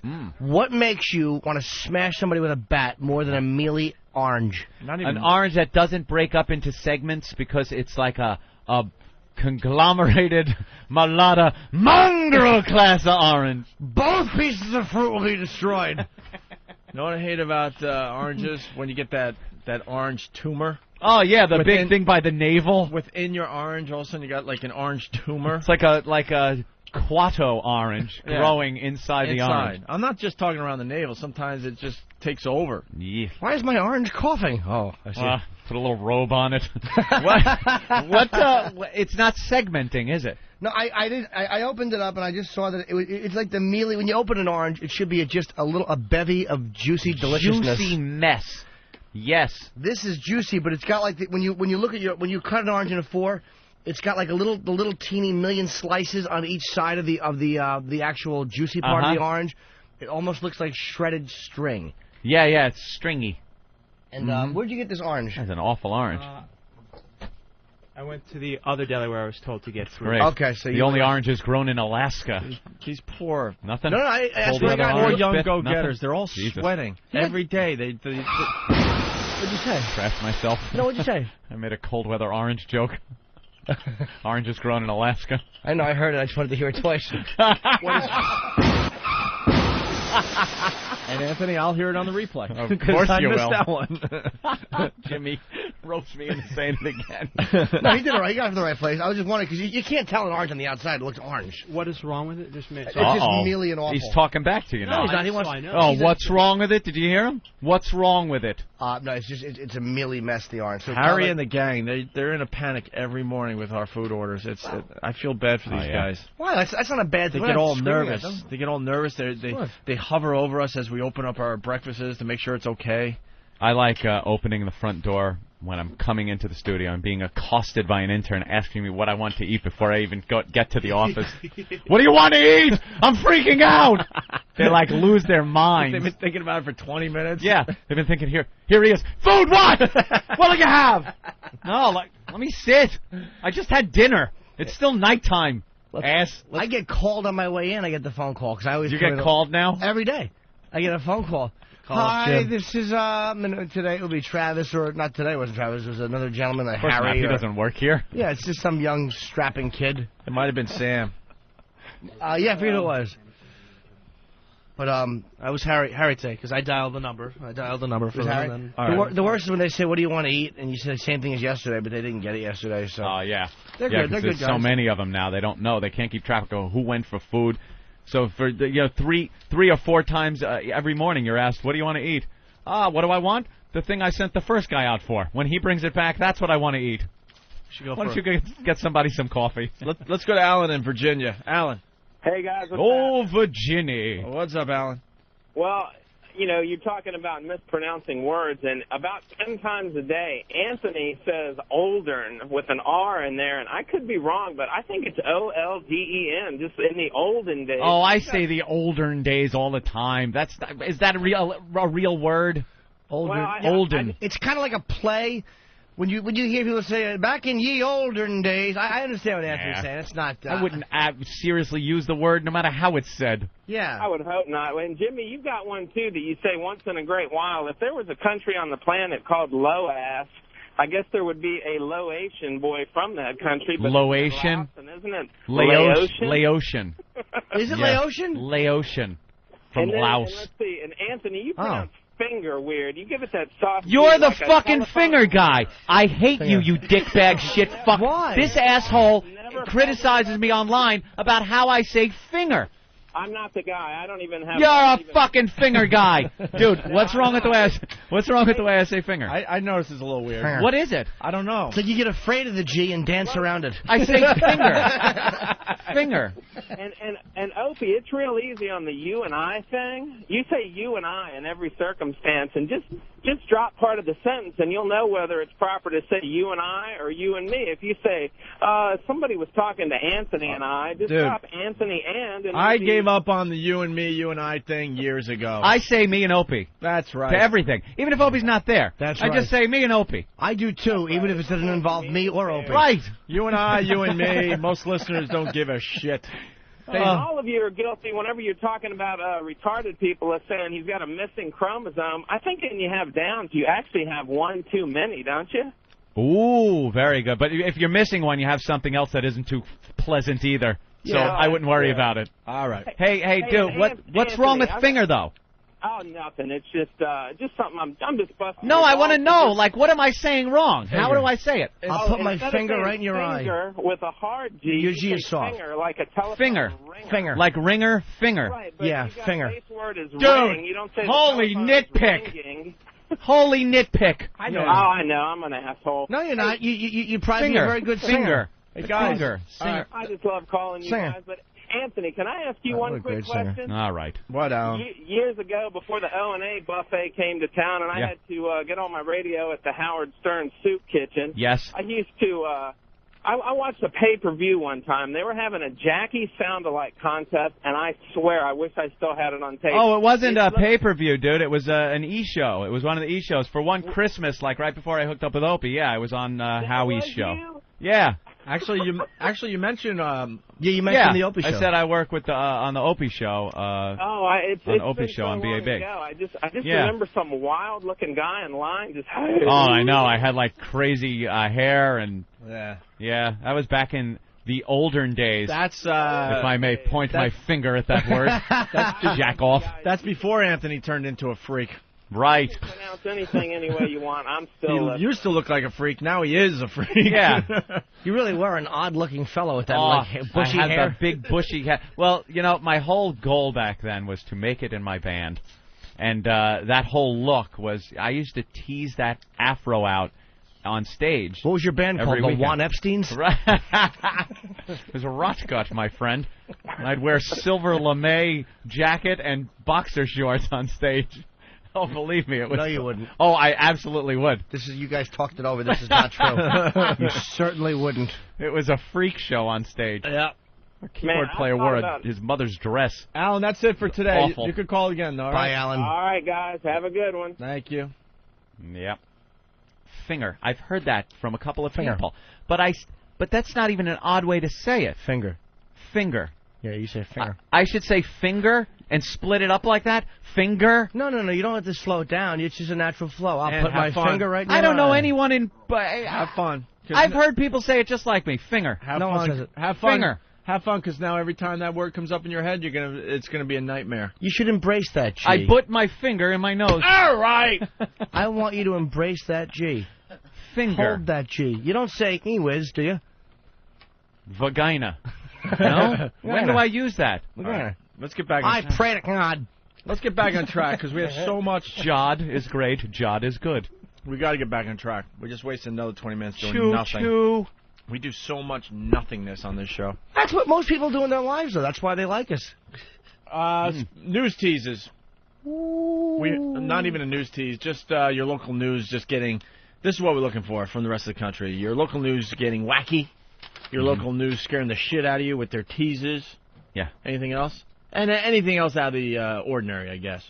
Yeah. In general. Any alarmist stuff where somebody's on the news just scaring the piss out of you. Well, with that's their the main teasers. thing we're looking for, Yeah. yes. But then the other stuff, where they're getting a little too wacky, they're just something just out of the ordinary as well. Do we have an example of? Do we have that line that stupid news guy said? That's what I'm getting at. Okay, great. Well, just to set this up, in New York City, it's really humid. Oh yeah. It's very soupy out. Very it's very moist out. Yeah. What else? What other words they use? Sticky. It's like pea soup. Ooh, pea soup. It's just yeah. really humid. It's going to rain any second, like just thunderstorms all day because the moisture can't hang out in the air anymore. Right. Anyway, so one of the local news guys had this to say this morning. 6:31 on this Wednesday, June 29th, 2005. Thanks for joining us, but it has felt like August for a while now, hasn't it? That's right. Jonathan Cohen, who runs the assignment desk for us, says humidity is for cigars. It's not for people. Humidors. Humidor, that's right. It's going to feel like you're standing in one today. We'll have a check on the forecast at 6:35. But first, Lucy Noland has the day's news. Good morning, Lucy.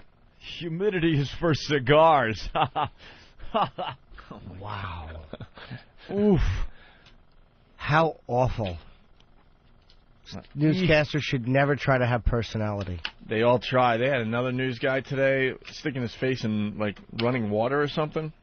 Yeah. What was that about? I don't know. Another wacky thing he's doing. And they're like, wow, that looks refreshing. But that was their small talk. That was it. Well, you know, the heat. The guy, basically, it was like a little waterfall in front of him, and he's the weather dude. He's the local weather guy they have to send out to do stupid shit. The wacky stuff. So he's talking behind the water. But so then his he face moves is his distorted by the water. But then he moves his face into it slightly to get a little wet, and then the anchor woman has to go, wow, that looks refreshing. See, what did you do? Sorry. An interesting piece of email just showed up, and I can't really figure out why this guy's so pissed off. Well, we're trying to move on here, though. You couldn't wait on this?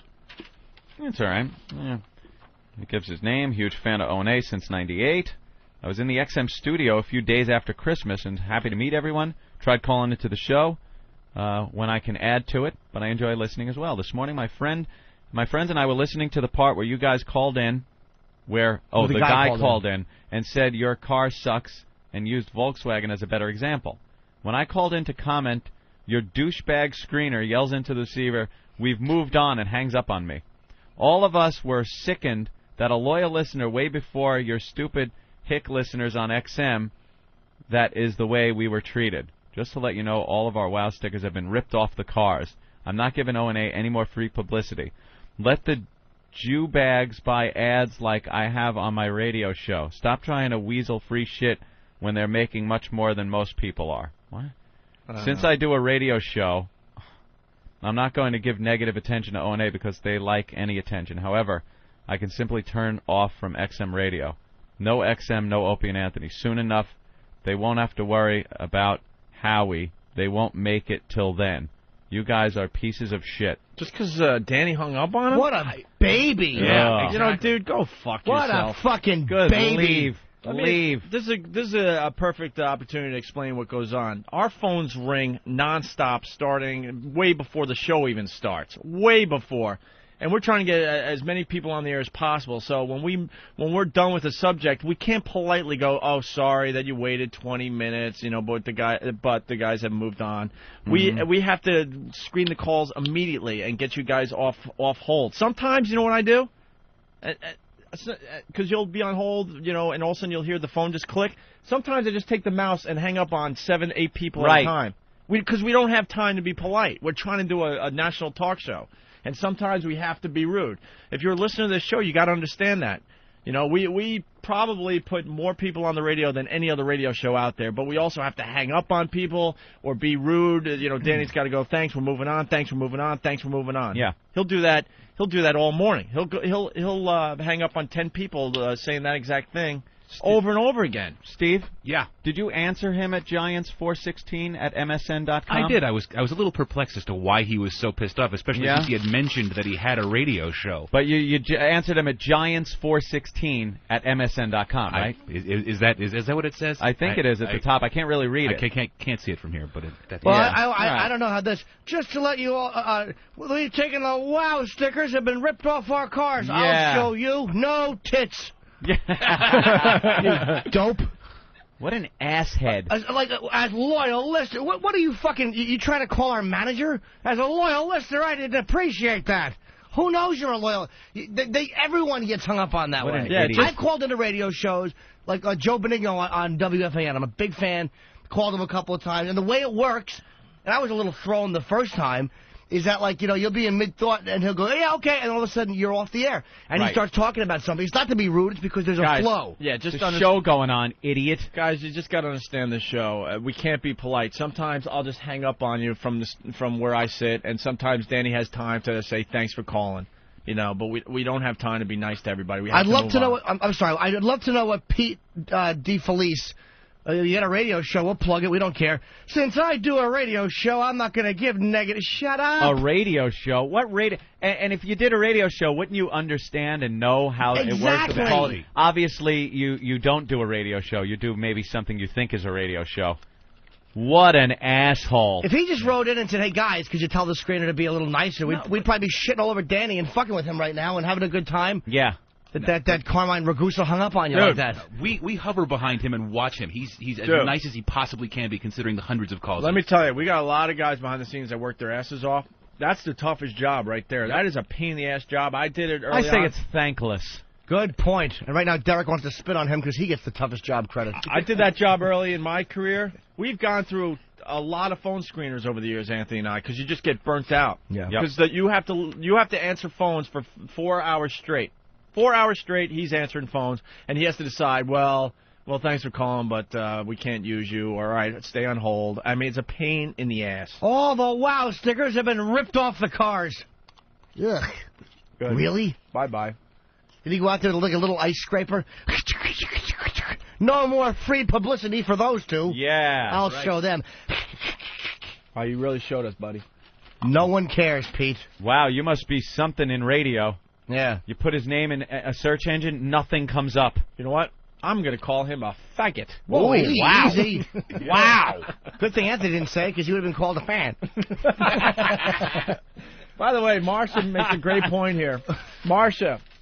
Yeah, they were nice to me when I called. Maybe he's just an asshole. Look, I'm hanging up on Rose and John, and the rest of the world won't even know. Do it nicely, Opie. I just went click, click, because I'm trying to clear phone lines. See, that's what we do. Bye, Marcia. But Marcia made it through. What's up, Marcia? I just wanted to tell you I'm a new listener, and I absolutely love the show. And if President Bush can say nuclear every time, you guys can pronounce things however you want to. Well, all I hear all day long at school is how great Marcia is at this, or how wonderful Marcia did that. Marcia, Marcia, Marcia. Yeah. Yeah, I am pretty wonderful, aren't I? Marcia, Marcia, Marcia. Hey, you guys. Oh, my nose! And you know what, Marcia? We're glad you called in because we value you more than those old listeners. Right. No. We don't need the Pete DeFelices of the world. We want the new Marcias. That's right. Now, fuck off. That's right. Fall down an elevator shaft, whore. All right, here we go. Hopefully she understands this program. We did just lose another one. All right, so the shark story, Anthony, yes. Very, very important story. And then we'll get to the pop culture quiz with Norton. They are still giving instructions on how to avoid being attacked by a shark, even though, as we went through yesterday, there's been like 12 deaths from shark attacks in 100 years. It's ridiculous. More than 100 years. Yeah. Whatever. But today they had an expert in front of a fish tank.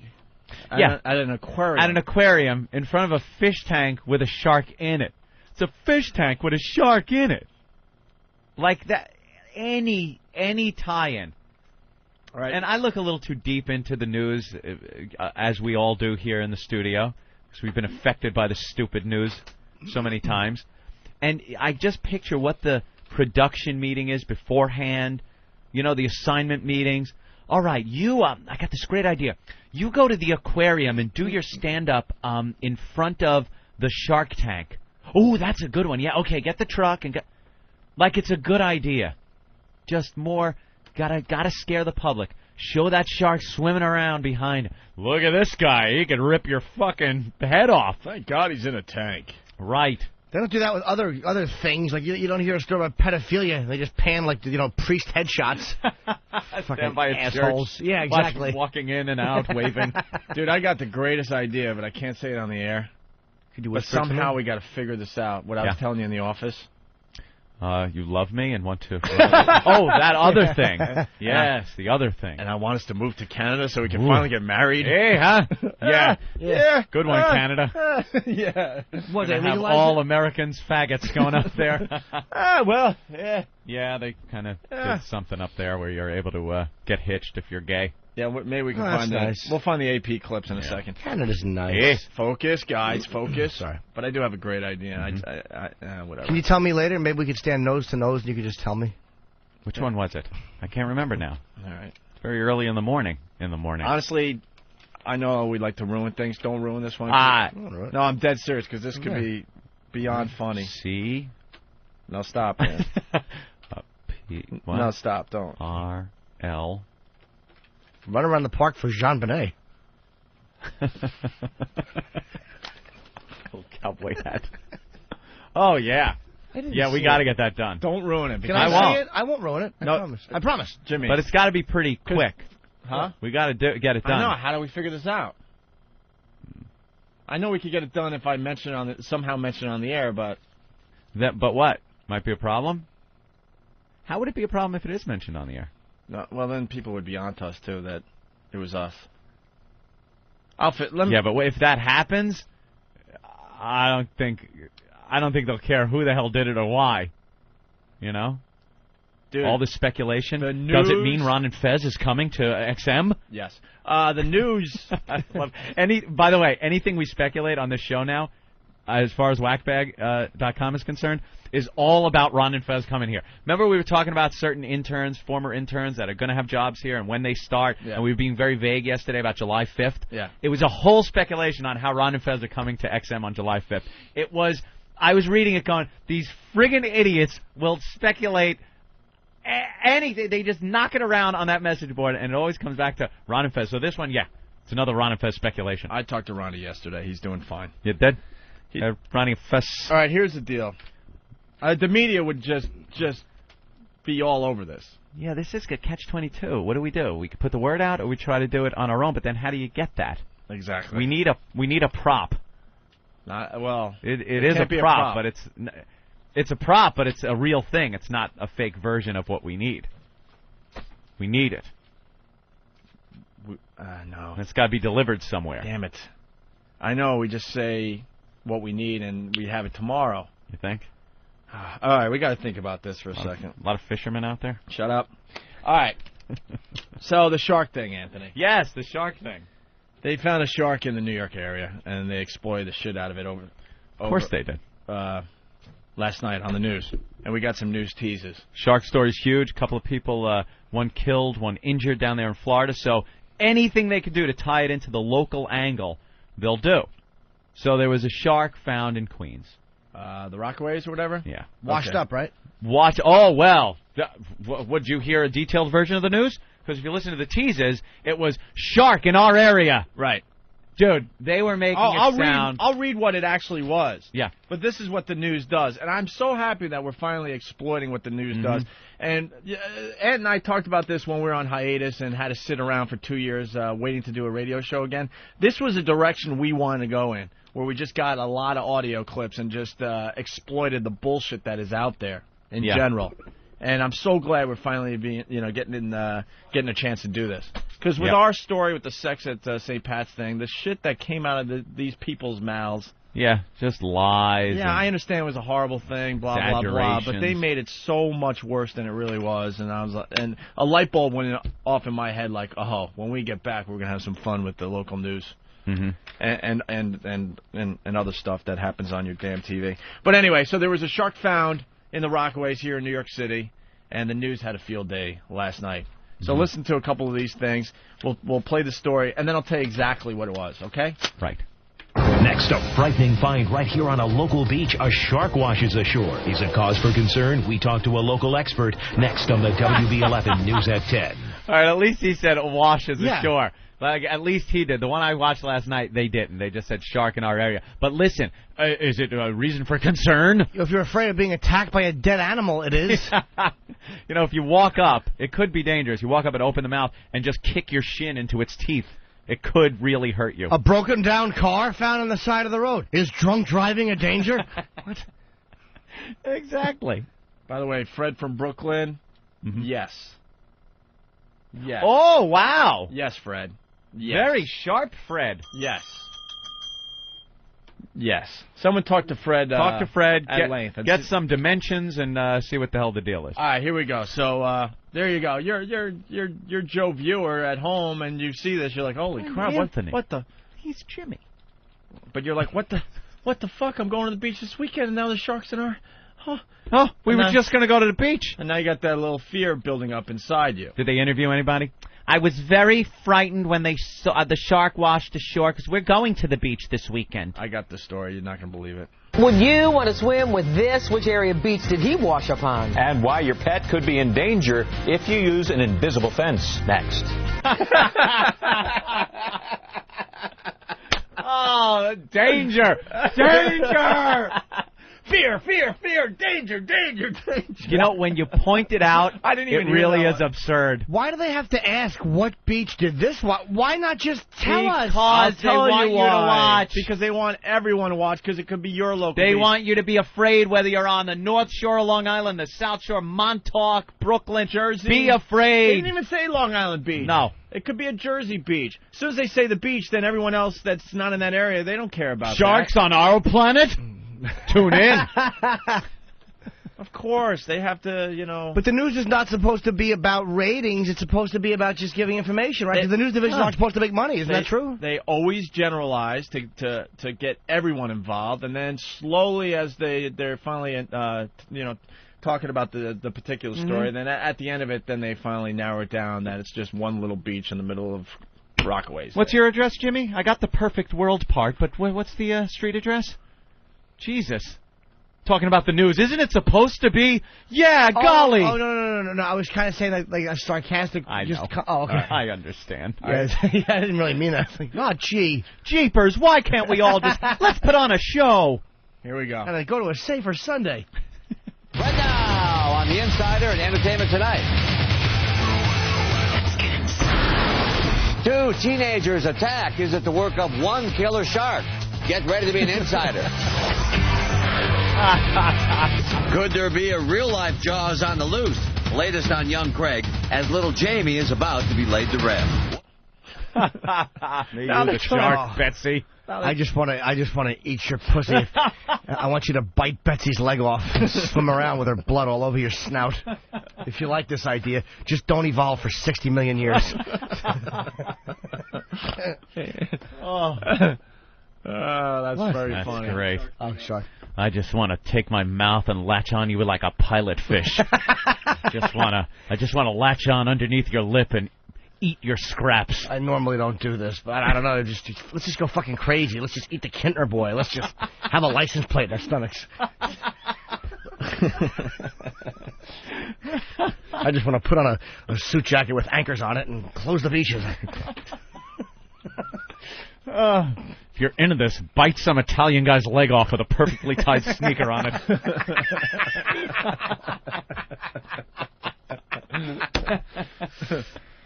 I just want to go fucking crazy. If you like this, just look at me and roll back your eyes as you feed.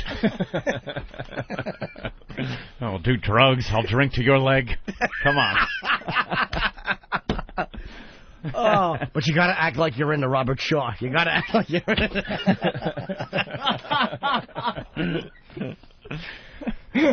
Stupid Pat O'Brien. He's the worst. Shut up, Pat.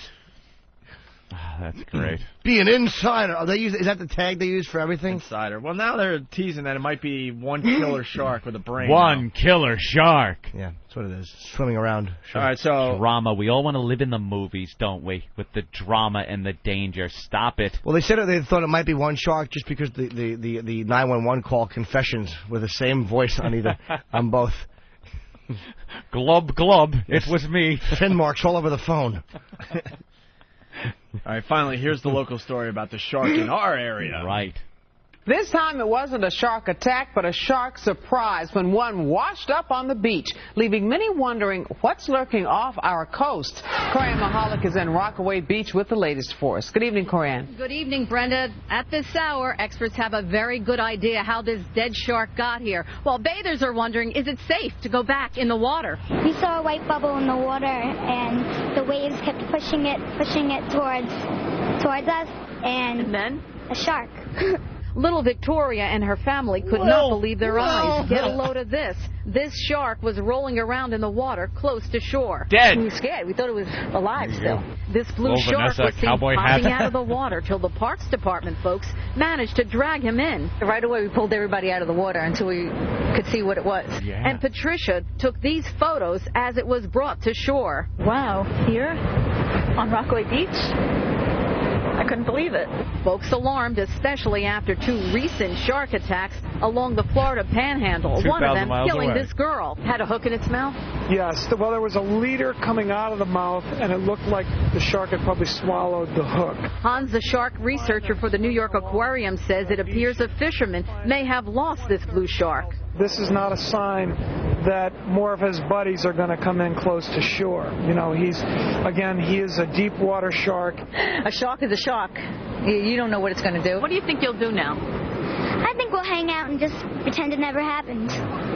So you'll still go back in the water? Yes. And the shark is now in the hands of the experts for further examination. We're live in Rockaway Beach. Coran Mahalik, UPN 9 News. Well, the last time I saw a mouth like that, it had a hook in it. See? All right, I'm really pissed off right now. Yeah. Why? That's I got to give them credit. That was a fair report by UPN Channel 9 here in New York. Oh. It's labeled Fox News. The Fox News story is so different than the one we just heard. Where's the Fox News story, Opie? I don't know. Uh-oh. Eric just ran out to hopefully find it. Let's look in the room over there. Look, the arms are being thrown up. Oh, my God. But that was still annoying, though, because just the fact that the little kid went, the white thing bubbled up and floated towards us, and then we realized it was just the old publisher of the Newsday. A threat? We'll get into that. Humvees floating in the water? See, because that version of the story, they basically say it washed up to shore, it had a hook in its mouth, all that fun stuff. Yep. The Fox News story is so drastically different. Didn't acknowledge the hook in the mouth. Nope, didn't acknowledge that it washed up at first. Was dumped by a fisherman. Just the fact the news would talk about this, though, when you realize what happened was some asshole had it on a rod and reel and it fell and it just washed away. Basically what they're saying is, off Long Island they have a lot of these fishing competitions and stuff. Shark fishing and all. And you can even see in the picture that there's like a bait fish hanging out of the shark's mouth. Okay, so basically this fish was caught for maybe some kind of competition, and they're saying it either fell off the boat or the fisherman said, this ain't going to win, and it's dead, and what am I going to do with it, and just threw it overboard. It'd be like finding a lion with a bullet in its head and being worried that lions in our area? That's right. The tire washes up. Are terrorists driving here from across the ocean? Assholes they are. fear mongers. If I didn't want to fuck Pat Battle so bad, I would never watch the news. You know you're getting a good fuck out of Pat Battle, Pat right? Battle. I want Pat Battle to be nude below the waist and wear her sports coat and then strap one on and rail me. I want Pat Battle to wreck my asshole. Pat Battle goes into battle. Ugh. Fucking Battle. Pat Battle should be executed. What an awful name. Pat Battle. Pat Battle throws a punch like she takes it in the ass.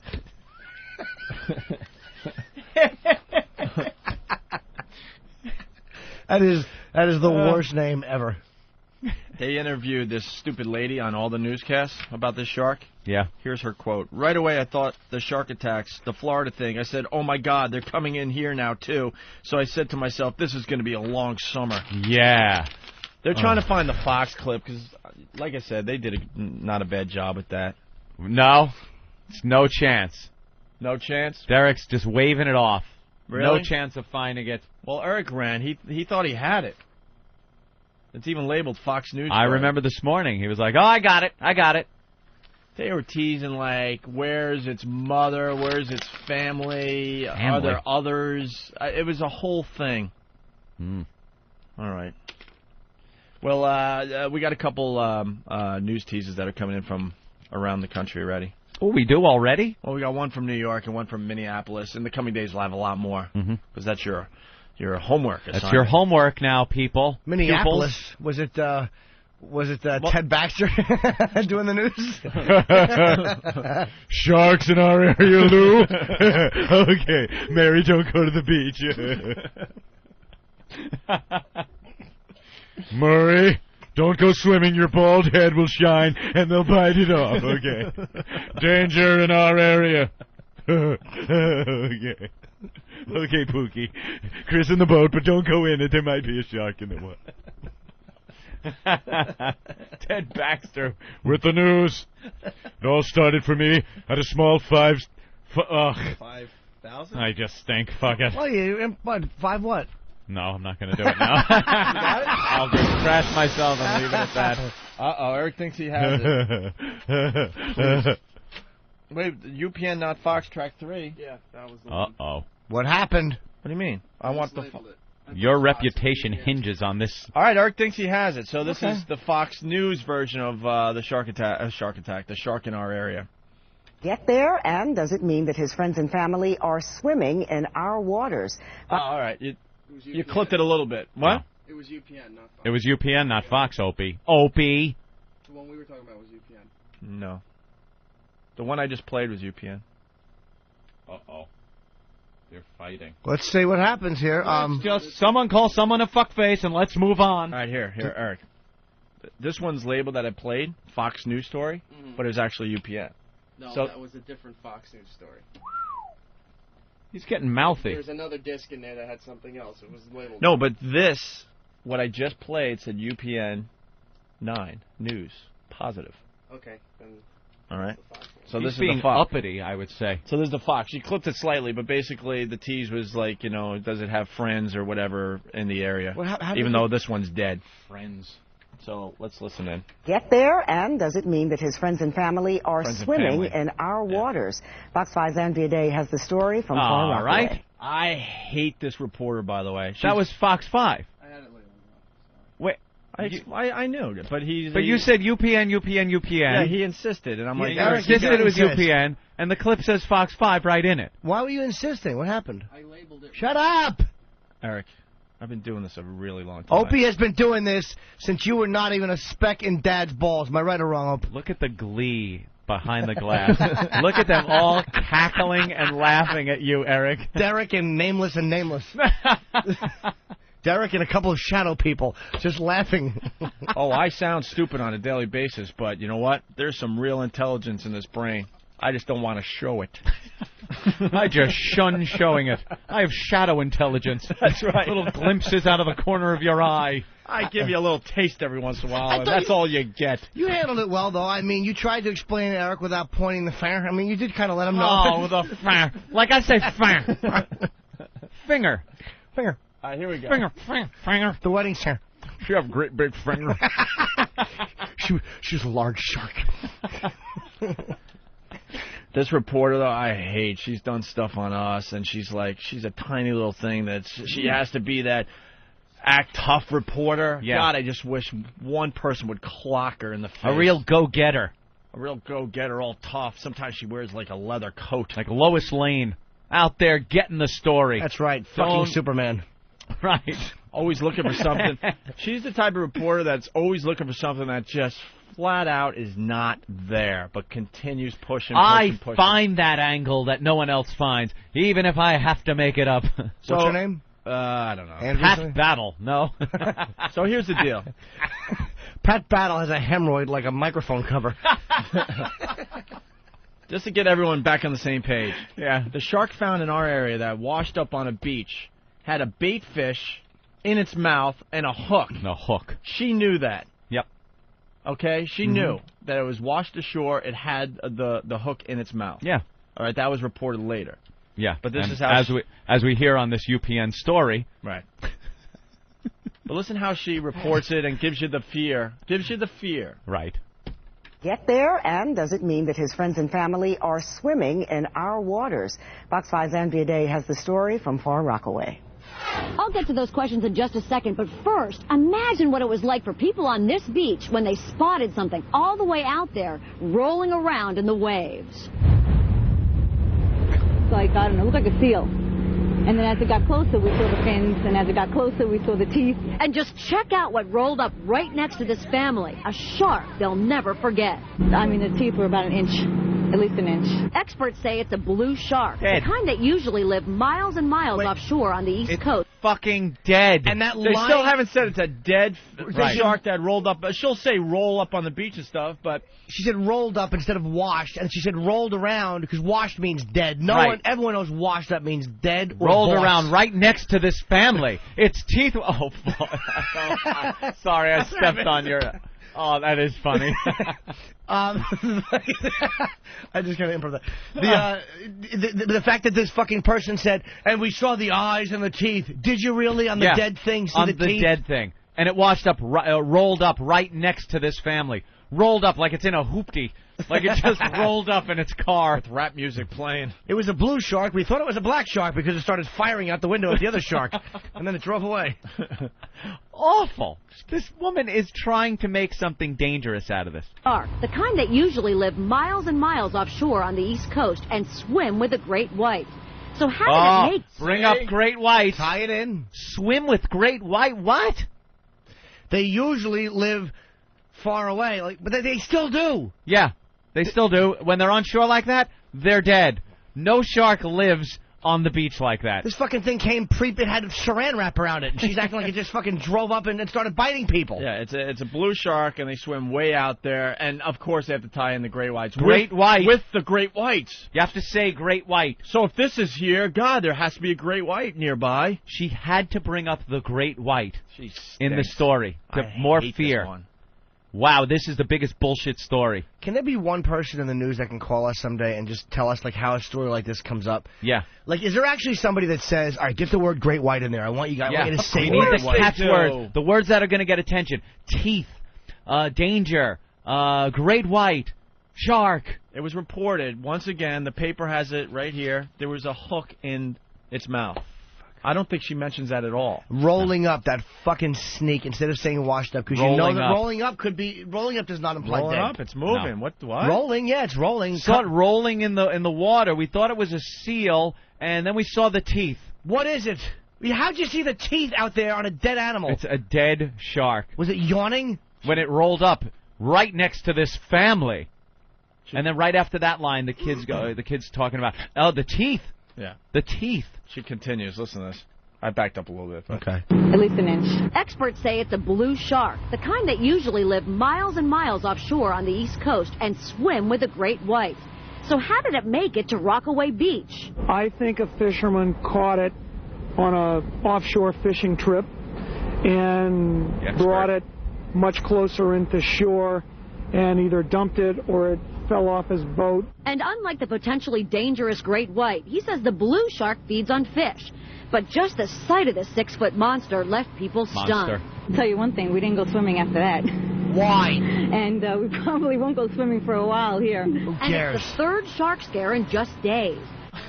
What? Third shark scare in just days. So she's equating a dead animal washing up on the beach with that a fisherman caught during with a competition. A girl being killed by a shark, and a boy losing his leg to a shark, and a shark washing up on trying to link the whole thing like, look, we're involved here now. We're in danger part of too. the story. There's the danger.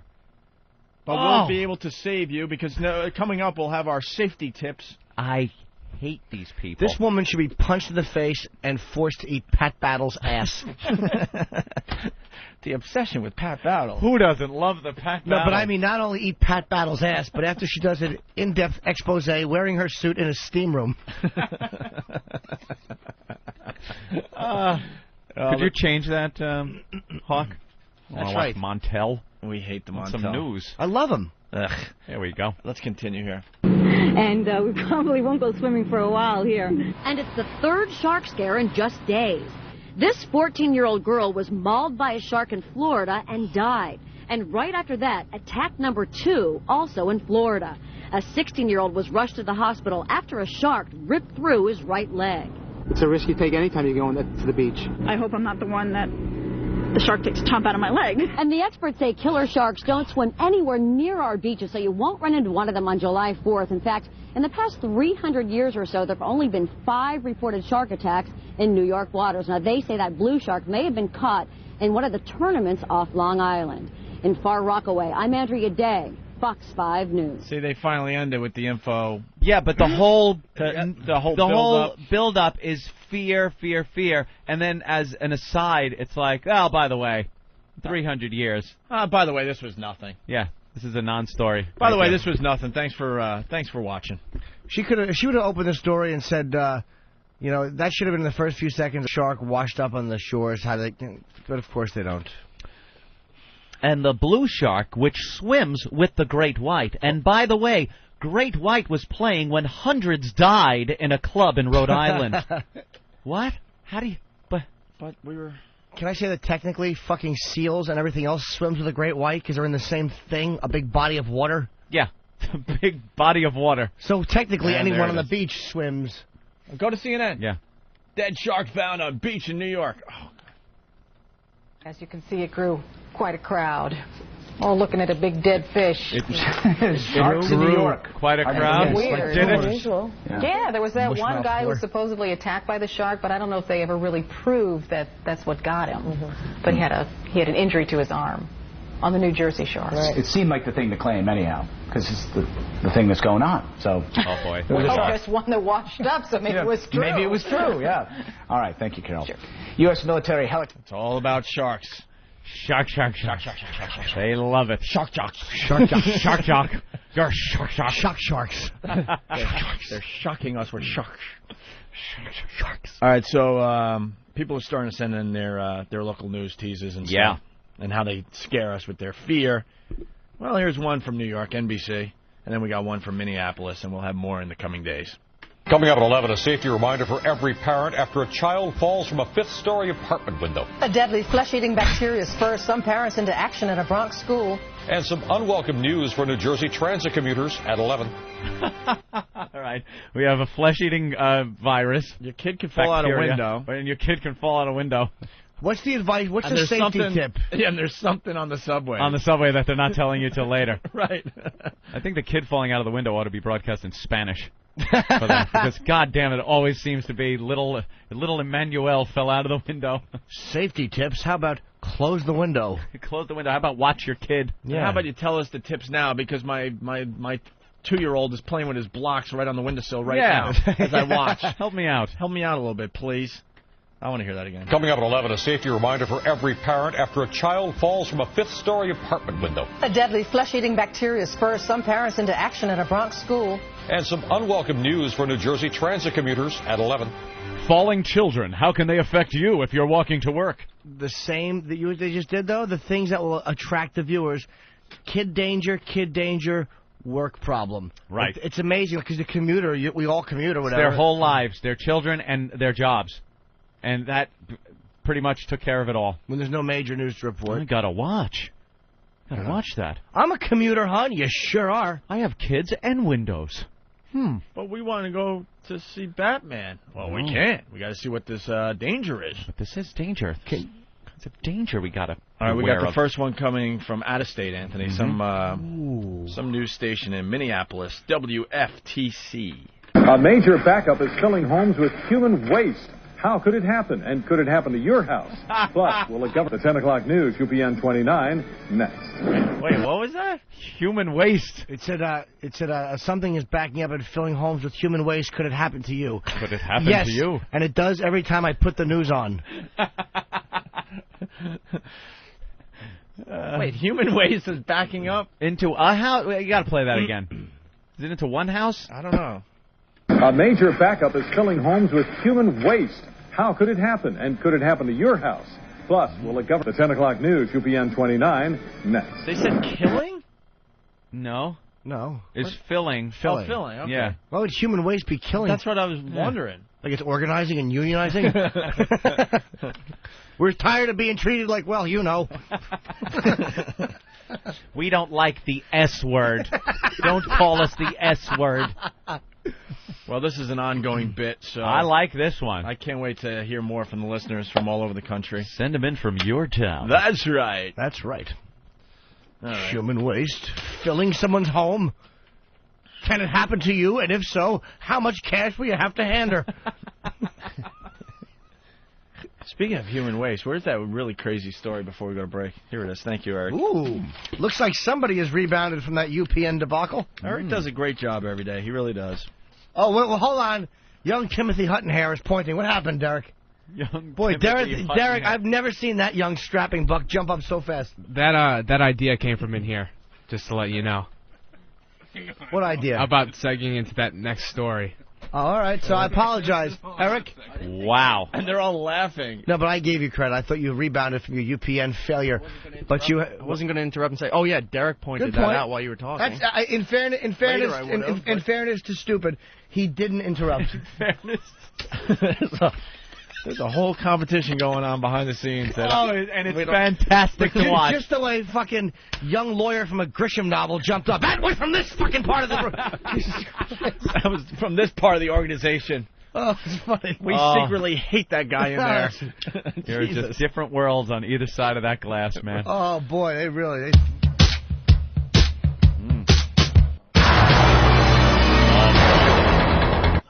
Oh, boy. Look, they are rolling in there. What happened? You plug your iPod into the computer?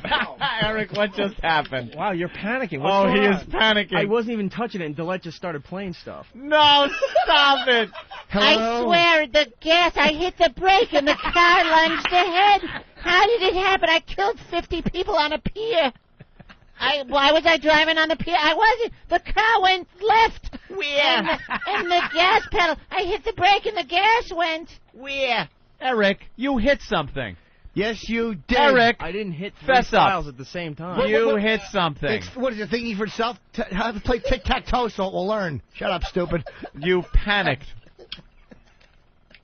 Hello, Dillette?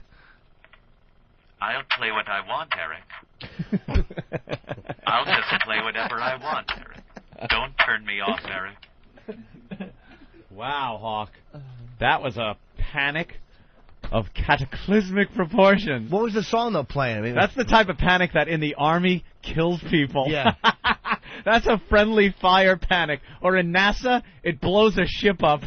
Here, you just get your ears blown out a little bit and a room full of laughter on the other side of the glass. And to answer your question, what was playing was the pedophilia anthem. Was that it? Rock and Roll Part 2. Rock and Roll Part 2 by Gary Glitter. It looks like a zoo back there, like they're all caged in glass, and the name of that display is Really Happy White Guys. Yep. Are they happy? Pleased as punch. All right, clear the phone lines. No more Shark Talk. No more news talk for now. Oh, mother! But I had a good.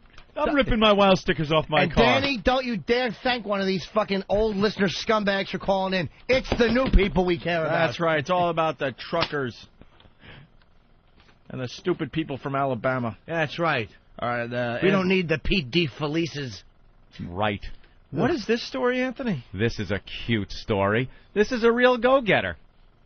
A man is facing charges after police say they pulled him from a tank under a woman's toilet that was filled with human waste.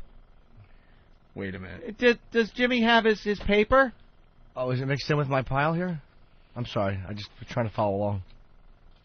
That's okay, because sometimes you just get scared. No, you know what it is? When Anthony's reading and I see you looking down, I get shy. Right. You want to read along. Because I'm afraid to ask.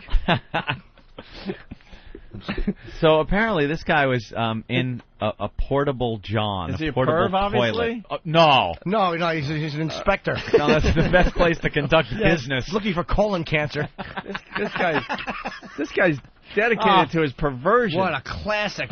Eagerly awaiting the arrival of Pat Battle. Teenage, they'll make her stand down there. But I don't want to. This is a new pantsuit. Stand down there, you reporter.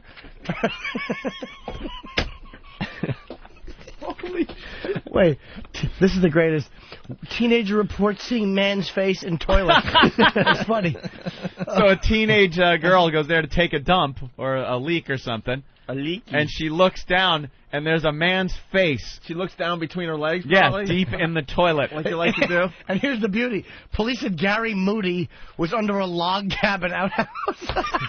How appropriate. Where was he, in Shittown? Assholeville, USA? Albany. Log cabin. He was building a log cabin on his face. Gary Moody, 45. She saw Moody's face staring back at her from the hole. Moody was hosed off before police cuffed him. All right, wait. Oh, Moody is a boob. Yeah, we treated him as if he were hazardous material. Hikers use the outhouse, I guess. And police said they don't know how long Moody was in the tank. But they said the door to it was locked, which means he must have gone in through the toilet. How do you do that? Well, there's probably a cleaning area, like maybe a hatch where you would suck the shit out. And he went in through there. That is dedication to the female ass. But, like, wouldn't you think when someone's walking in to not look up? That is so sick. Fucking Moody, what happened? Ever since Clifford Peach beat him up. Moody! Leave him alone, Moody! They're saying he must have gone in through the toilet. The actual toilet. Oh, is that what he said? Well, maybe he was a thinner guy there. Oh, gone in through, like crawled into the toilet bowl. Yeah. Some of And those got in that outhouses way. and stuff, it's a bigger hole, man. I hate shitting in those things. They're awful. Your shit just falls for 10 feet, and then you hear, like... A thud. Not that familiar happy splash. Right. When you were at Woodstock 94, we had comedians perform at the little tents. We had to use outhouses sometimes. And the shit had piled so high, it was like almost to the tippy top of the As bowl. an elephant's eye. Are you kidding? No, so I'd sit in it, and it would, like, hit my cheeks. Stop it. No, I'm kidding. Of course you are. I would, there's a fine photo of me eating stew off a plate, hanging outside of an outhouse. And my friend Michael Dinesta was standing with his pants down, with his ass cheeks. I have a great photo. And people were coming back. They really thought I was eating shit because I was on drugs. This Moody, can somebody from this office try to get this guy on the phone? For the love of God, can we try to get him on the phone? Police said they don't know how long Moody was in the tank, but they said the door to it was locked, which means he must have gone in through the toilet. I don't understand that. This is the best line. He lowered himself. They said they don't know why he was there. He had to see that ass. I gotta see the ass.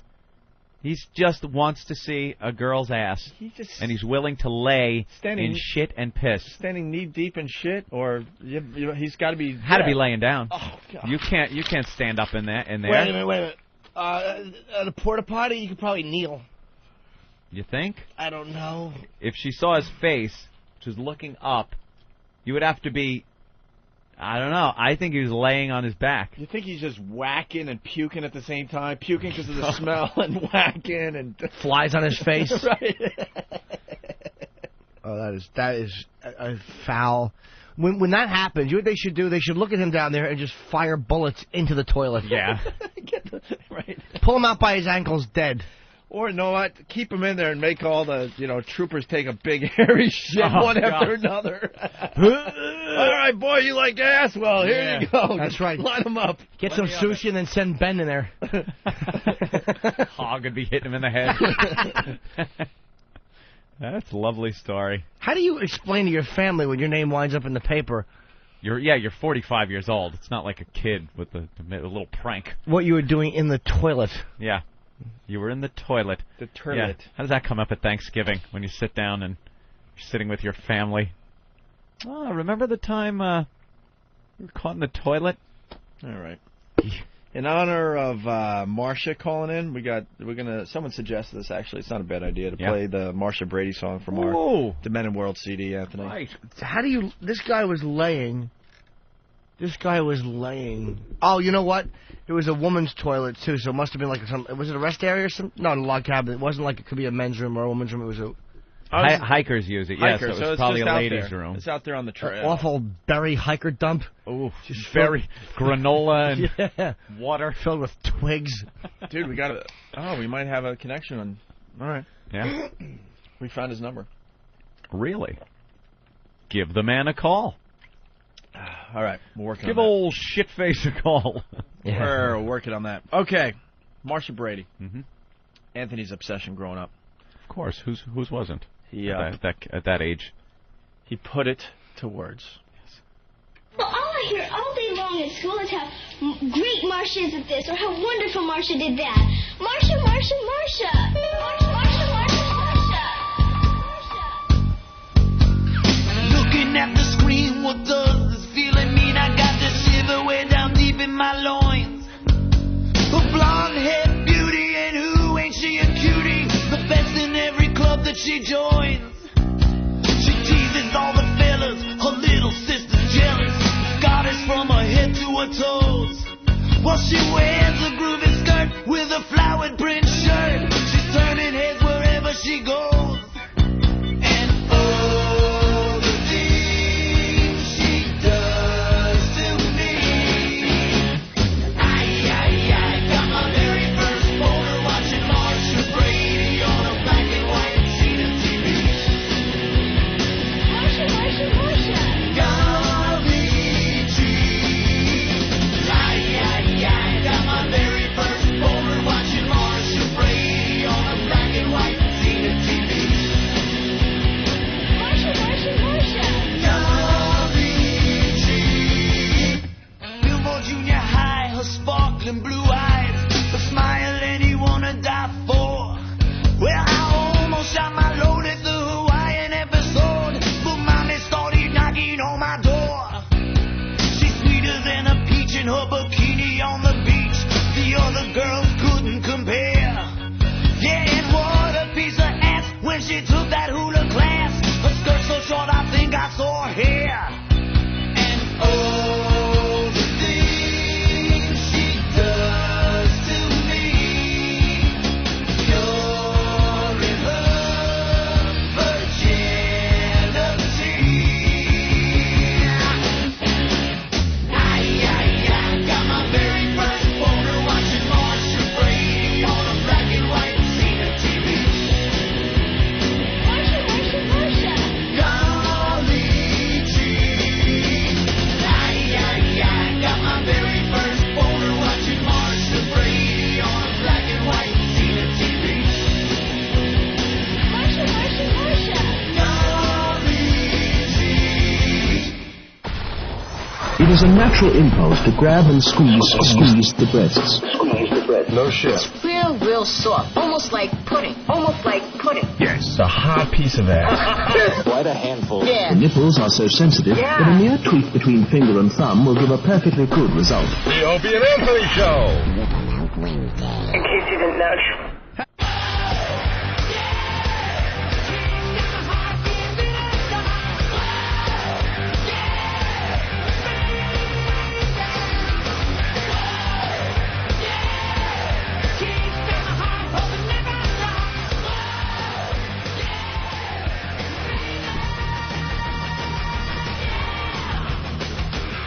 All right, we're back on this fine Whip 'em Out Wednesday. Wow, wow, wow, wow. Get your wow stickers.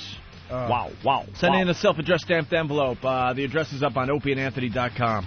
This works like a charm to all the new listeners out there. You get wow in your car, whether you make a homemade wow sign or get the official Wow bumper sticker, throw it on your ride, and there are plenty of women across America that are willing to flash you if they see that Wow. Right. All right?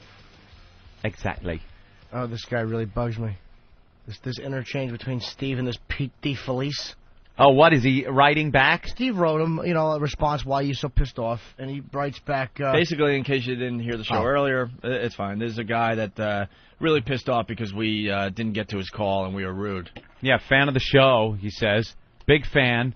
And because he was hung up on, because one of the guy screening our calls says, we're moving on. Click, and hangs up. That's the way it works. We get too many phone calls to have a nice little conversation and talk you down from the fact that you didn't make it on the air. And he was upset, and instead of just dealing with it, he says he ripped the Wow stickers off his car, not listening to us, fuck us.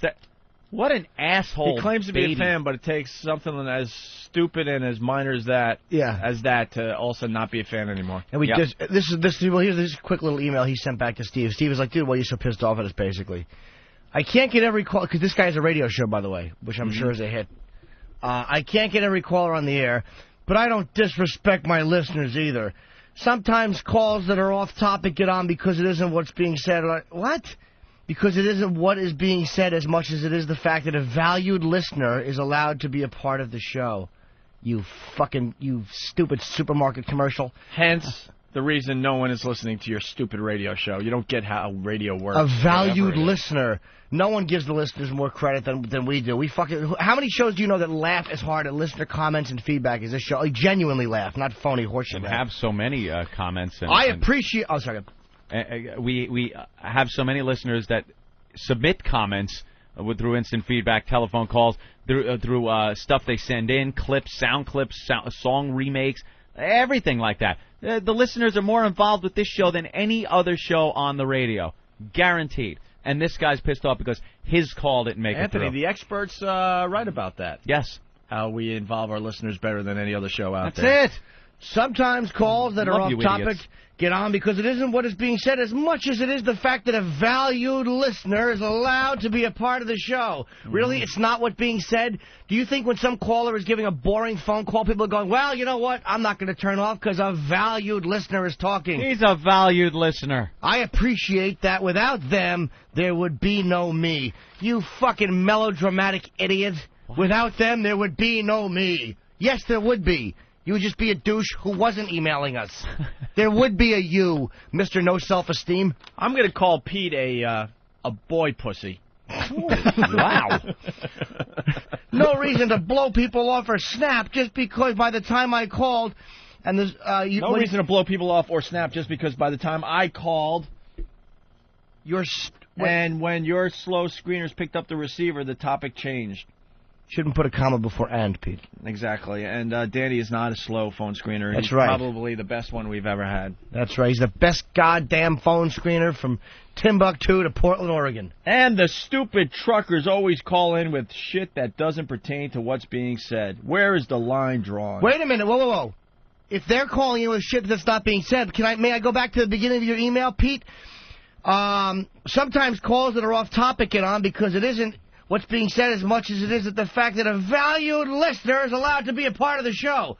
So why two sentences later is it all of a sudden truckers calling in with shit that doesn't pertain to anything? Why are they not valued listeners that are allowed to be a part of the show and voice their opinion? Right. Why are you the only valued listener who is allowed to go off topic? You wandering jizz bucket? Dude, if that's the way you guys are, I can't change that. It's sad that you think shitting on your fans is cool. You know what I pay to have people do? You fucking trying to use reverse psychology, moron. But it isn't when people spend money now to listen to them. The least that can be done is to let a few random calls get through. Oh, we just didn't like you. A few random calls. This whole show, we let random calls through all the time. Just plunk them down, whatever subject you want to talk about. All right. Line 2, who's this? This is Chris. All right, Chris, what do you have to say today? I just wanted to piss this guy off and talk about Anthony going to Atlantic City, which you guys were talking about 2 hours ago, because I'm going to be in Atlantic City this weekend, too. Hey, how about that? It's completely off topic, but hey, what the hell? That's boring. Fine. You're a valued listener. Valued listener. That's right. Corinne from Jersey. Hey, guys. Hey. Jimmy, I love you. Thank you. I just wanted to say that I've been listening since before XM, and I've tried to call before and been hung up on, and I'm a girl, and I'm less of a crybaby than this guy. Well, his name is Pete DeFelice. I don't know what his radio show is. Pete, you want to call back and let us know? We don't know what it is. Steve will email him. Let's find out what kind of radio show he does. I'm sure it's good. Jim in Philly, what's up? Your screener is awful. He's hung up on me about 50 million times. I can remember times when he's fucking cursed at me. Anthony. People never want to take the blame. They never want to think, perhaps I was hung up on because I had a shitty subject. I couldn't deliver the subject properly. They always think it's the screener's fault. Once again, we cannot be polite. No. We have to move forward all the time. And it's not even about the radio show. It's about the fact that people in this room are fancy and important. You're not. If you need to be cuddled because we're not going to go to your call, then this is not the show for you. That's right. We have to move on. We hang up on people all morning long because we have no choice. Deal with it. We have to get to certain calls and stuff. I did Google his name. What did it come up with, that? Nothing. Oh. Nothing at all. Is that a real radio show? If you just talk in your basement and then listen to yourself later? You can't be on the radio. He's probably a podcaster. If no one's listening to your show. We have a clip of his show? Mom! I love you, and I have to do this now. Mom, please stop calling me. You got me, and I was like, oh. Well, we got a nude man in a ski mask in the Hamptons. Ooh. Hampton sex fiend. Sex fiend? This guy is sick on so many levels. Yesterday's attacking a 61-year-old woman. 61. Jesus. Walking the beach outside the Maidstone Club led police to scour the area with canine dogs. The would-be rapist was chased off by a good Samaritan. The problem is the guy is a nude man in a ski mask. And he's running naked, up to, just wearing a ski mask. Running up to old ladies, attempting to rape them. Whoa. A naked maniac wearing only a ski mask tried to rape a 61-year-old woman yesterday. Naked man. You just picture the guy with his arms waving, his junk flapping around. 61-year-old woman yesterday as she took a morning walk along a beach in front of one of the most exclusive country clubs in the Hamptons. One of those nice walks that you see in, like, pharmaceutical commercials. It's just some old woman walking on the beach, barefoot with her little dress blowing, maybe a big floppy hat on, looking around, ready to talk about her arthritis medicine. Or adult diapers. And here comes this fucking lunatic naked with a ski mask on. From the dunes. Just going to pull her huggies down and brutally assault her. The savage crime in East Hampton. Padded ass on that Pat Battle ass. Sparked a massive manhunt for the sex fiend who disappeared on foot after spotting a bystander during the attack. Cops said the unidentified woman was strolling along the public ocean beach in front of the Maidstone Club in the morning when the perpetrator caught her. Yeah. The man, described as 6 feet tall with a medium to dark complexion, emerged from sand dunes and accosted the woman, police said. They won't even say he's black. No, they just say, and I'm sure she could tell. They could probably just tell by the footprints if there's something that looks like a T-Rex tail was dragging between the footprints. Or no, I was going the other way. Okay, Anthony, I thought you meant the two. I got to interrupt the comedic stylings of Jim Norton. What do we got? And Anthony Cumie, because a valued listener is calling in. Valued listener. So we don't want him just sitting there because he's a valued listener. Good point, Hope. Random caller, what do you have today? Hey, I just wanted to talk about Bob Apodaca again. Dad used to pitch for the Mets. Actually, you made me laugh like crazy for a couple of days just bringing that name up the other day. Just wanted to call back on that, guys. Have a great one. Punch out. You're a valued listener, sir. Thanks for tuning in. Thank you, valued listener. Wow. All right. And Danny, thank him. And thank them for calling when they call in. Right. Be nice. Get their addresses. We'll send them a little something. He threw the victim to the ground and roughed her up, then ran off after spotting a man who came to the woman's aid. The passerby called an ambulance and police for the woman. We're calling an ambulance. She was treated for minor injuries and released. You're kidding. I was almost raped on the beach by a darky. Where? Where? The Hamptons. You're kidding me. Oh, God love him. The lunatic with his junk. It was so big. I was just talking to it. Go away. All right. Well, they're Pat? They're looking for the guy. Old Pat. Pat Battle. Fucking. I want to see Pat Battle wearing, like, shorts. Ooh. Like, cut-off denim shorts. Maybe a sleeveless tank top. Nice.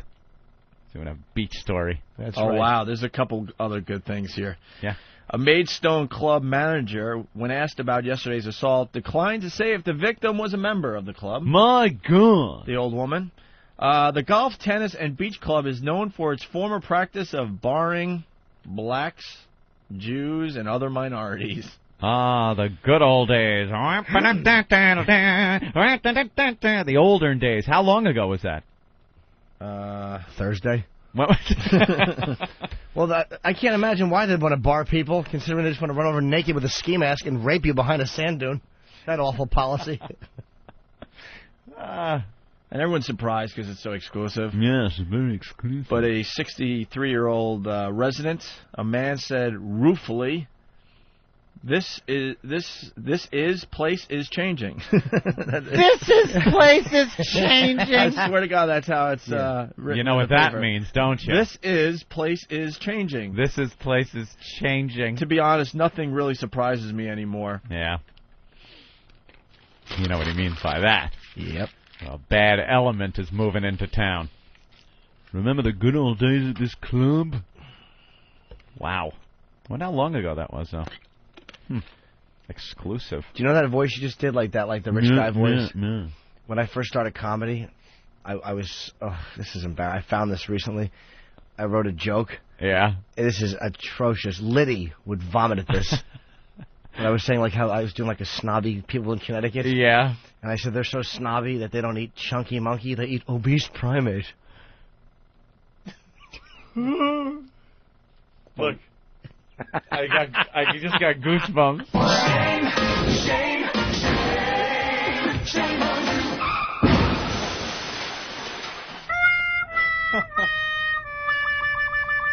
Wow.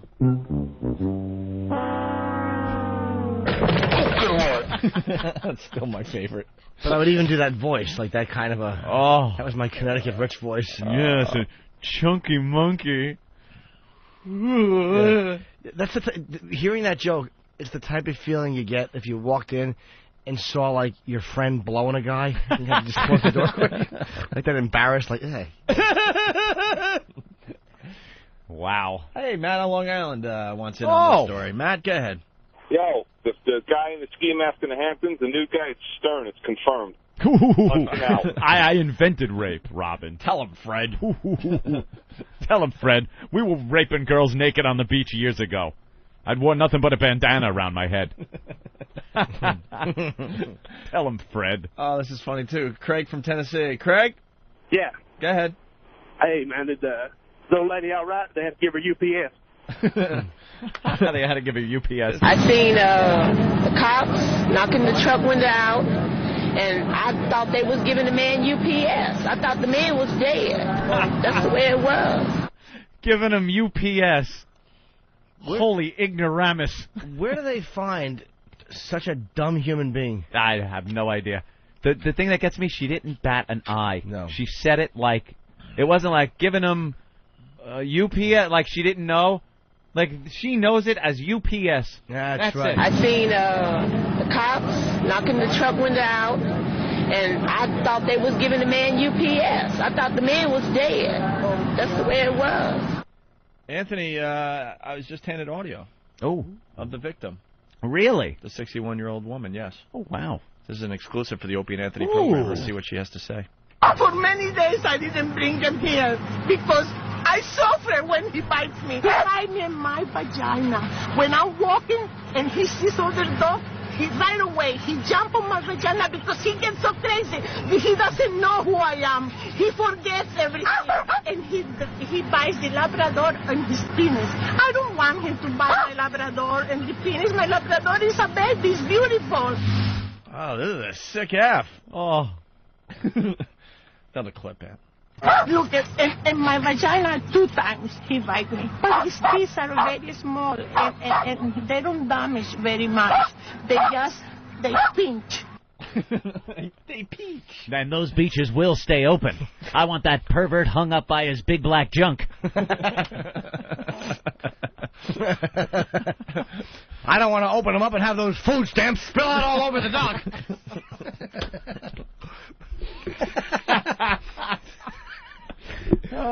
Very good.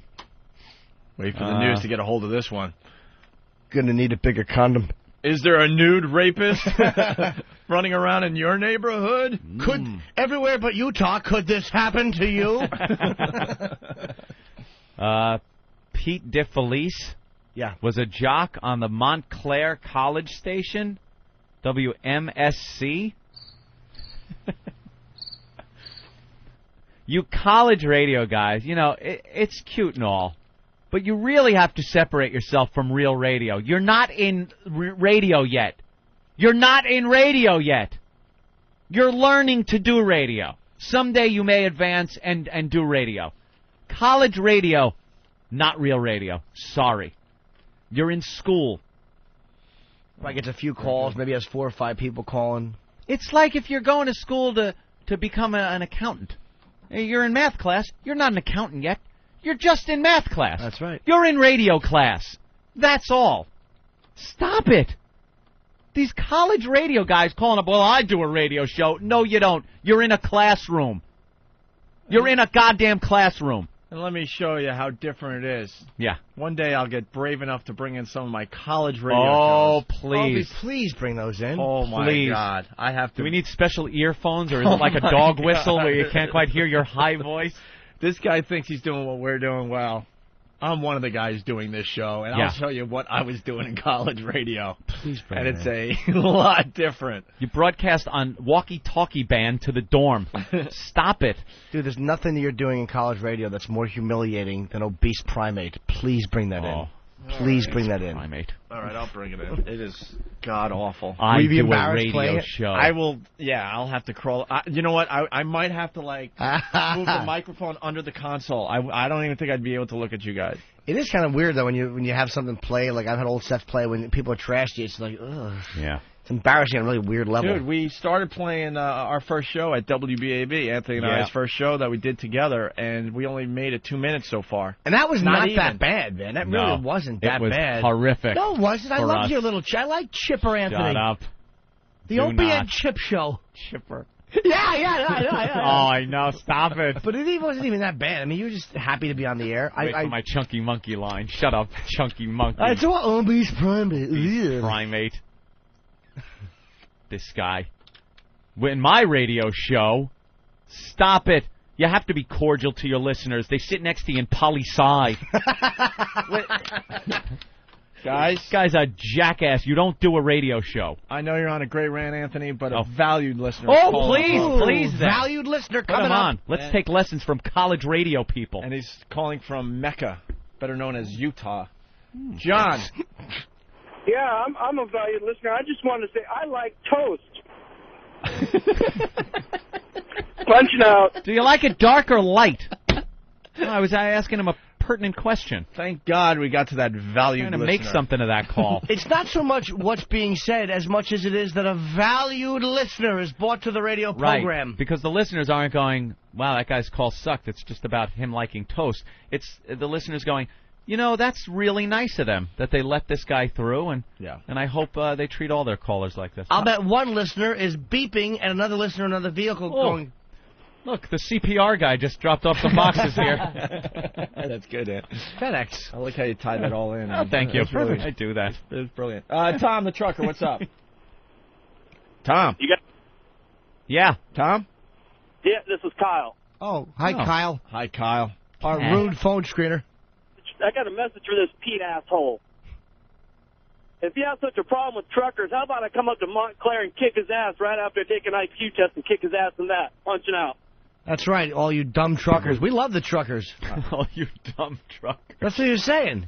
He said that they're dumb. They call up with stupid. What did he say about the truckers? That they're. I don't know. That's you know, every product that you buy with your dollars has spent time on a truck. 75% of commerce would stop in this country if trucks did not That's exist. how important the truck driver is to our great nation. That's right. And without truckers, by the way, incidentally, we would all be able to drive comfortably on snow without some fucking animal doing 65 right behind you. You cocksuckers.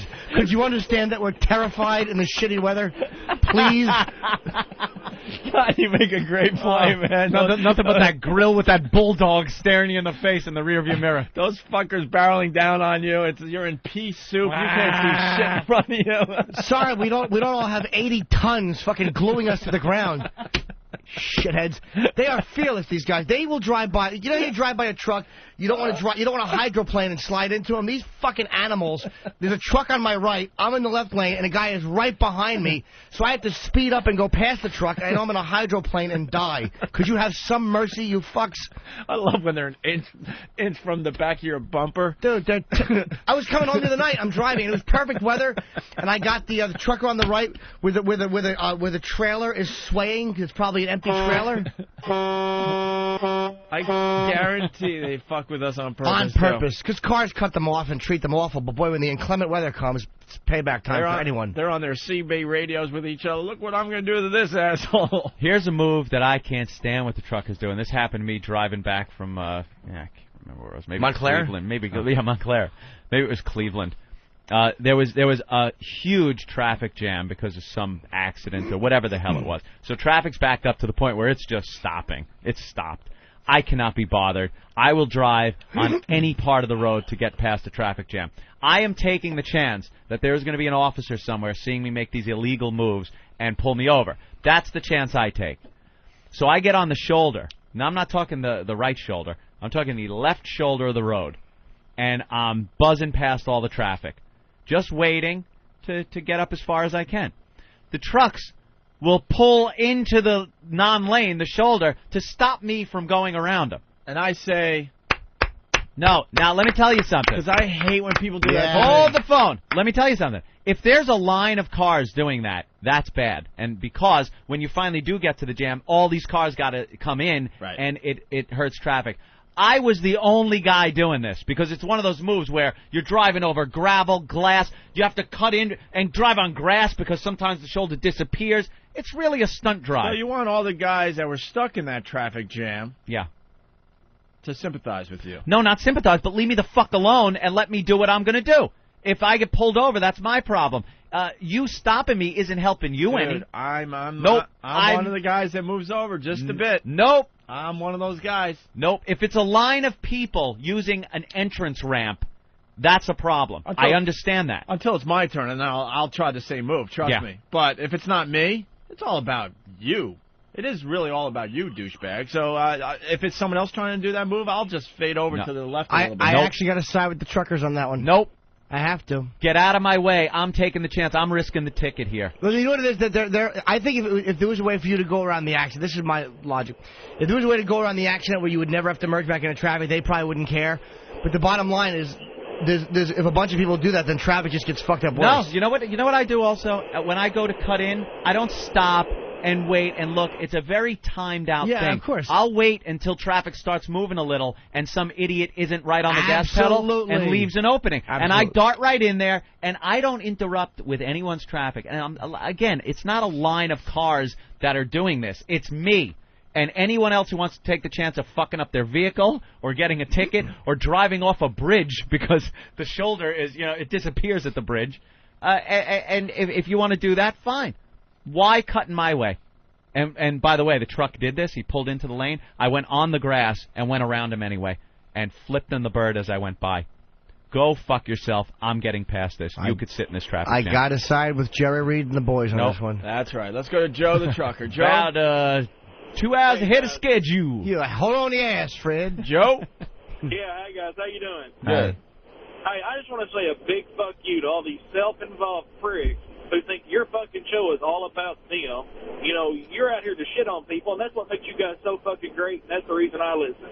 Thank you. All right. So, and And then to the asshole that likes to pull over on the shoulders, hey, fuck you. You get in my damn way, I'll run your throat. All right, thank you, Joe. I wasn't in. Yeah, I don't like when they pull in my way like that. All right, we got to reboot the phones. They're saying this is a good, good no. place to take a break. Okay. What happened to the phones? They got scared. You don't understand when the phones go out. I get really nervous. I want to take that bit from you so bad. No. Because it's so funny. But if you do, I'll... They got scared. Hawk? All right, we're going to do the Jim Norton pop culture quiz. Yeah, come on. I don't want to take a quiz. He's going to study or cheat or something. And we got some Aruba audio. It's starting to get interesting over there finally, right? What is it? What does it sound like? A scream and glub, glub, glub? Boy, I'm losing that battle. Of course you are. I'm losing that, Pat. And reporting for the side of the Empire State Building. And you're not going to believe what type of cosmetic surgery is getting really popular. No? Cosmetic surgery? What'd I do with something wrong? Oh, no, not you. No.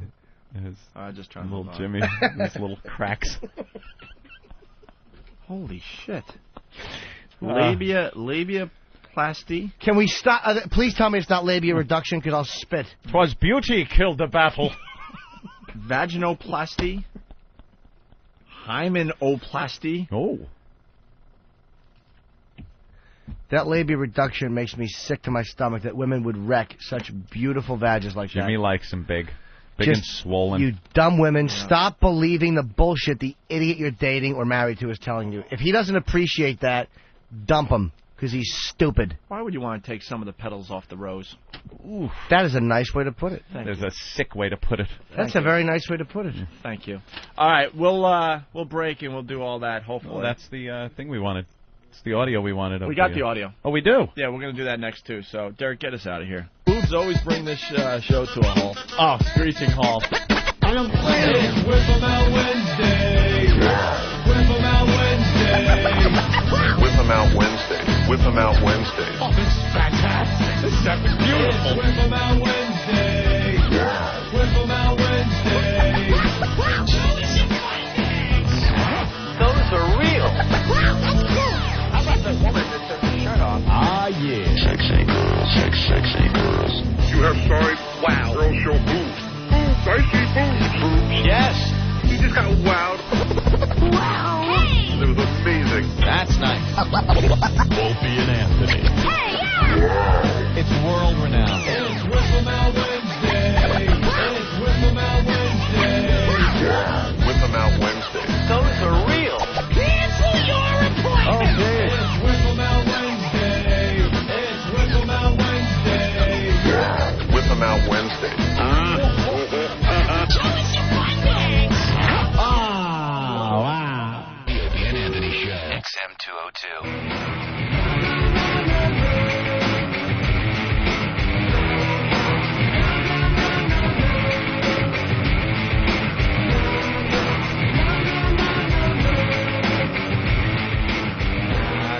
Let's go to John the Trucker.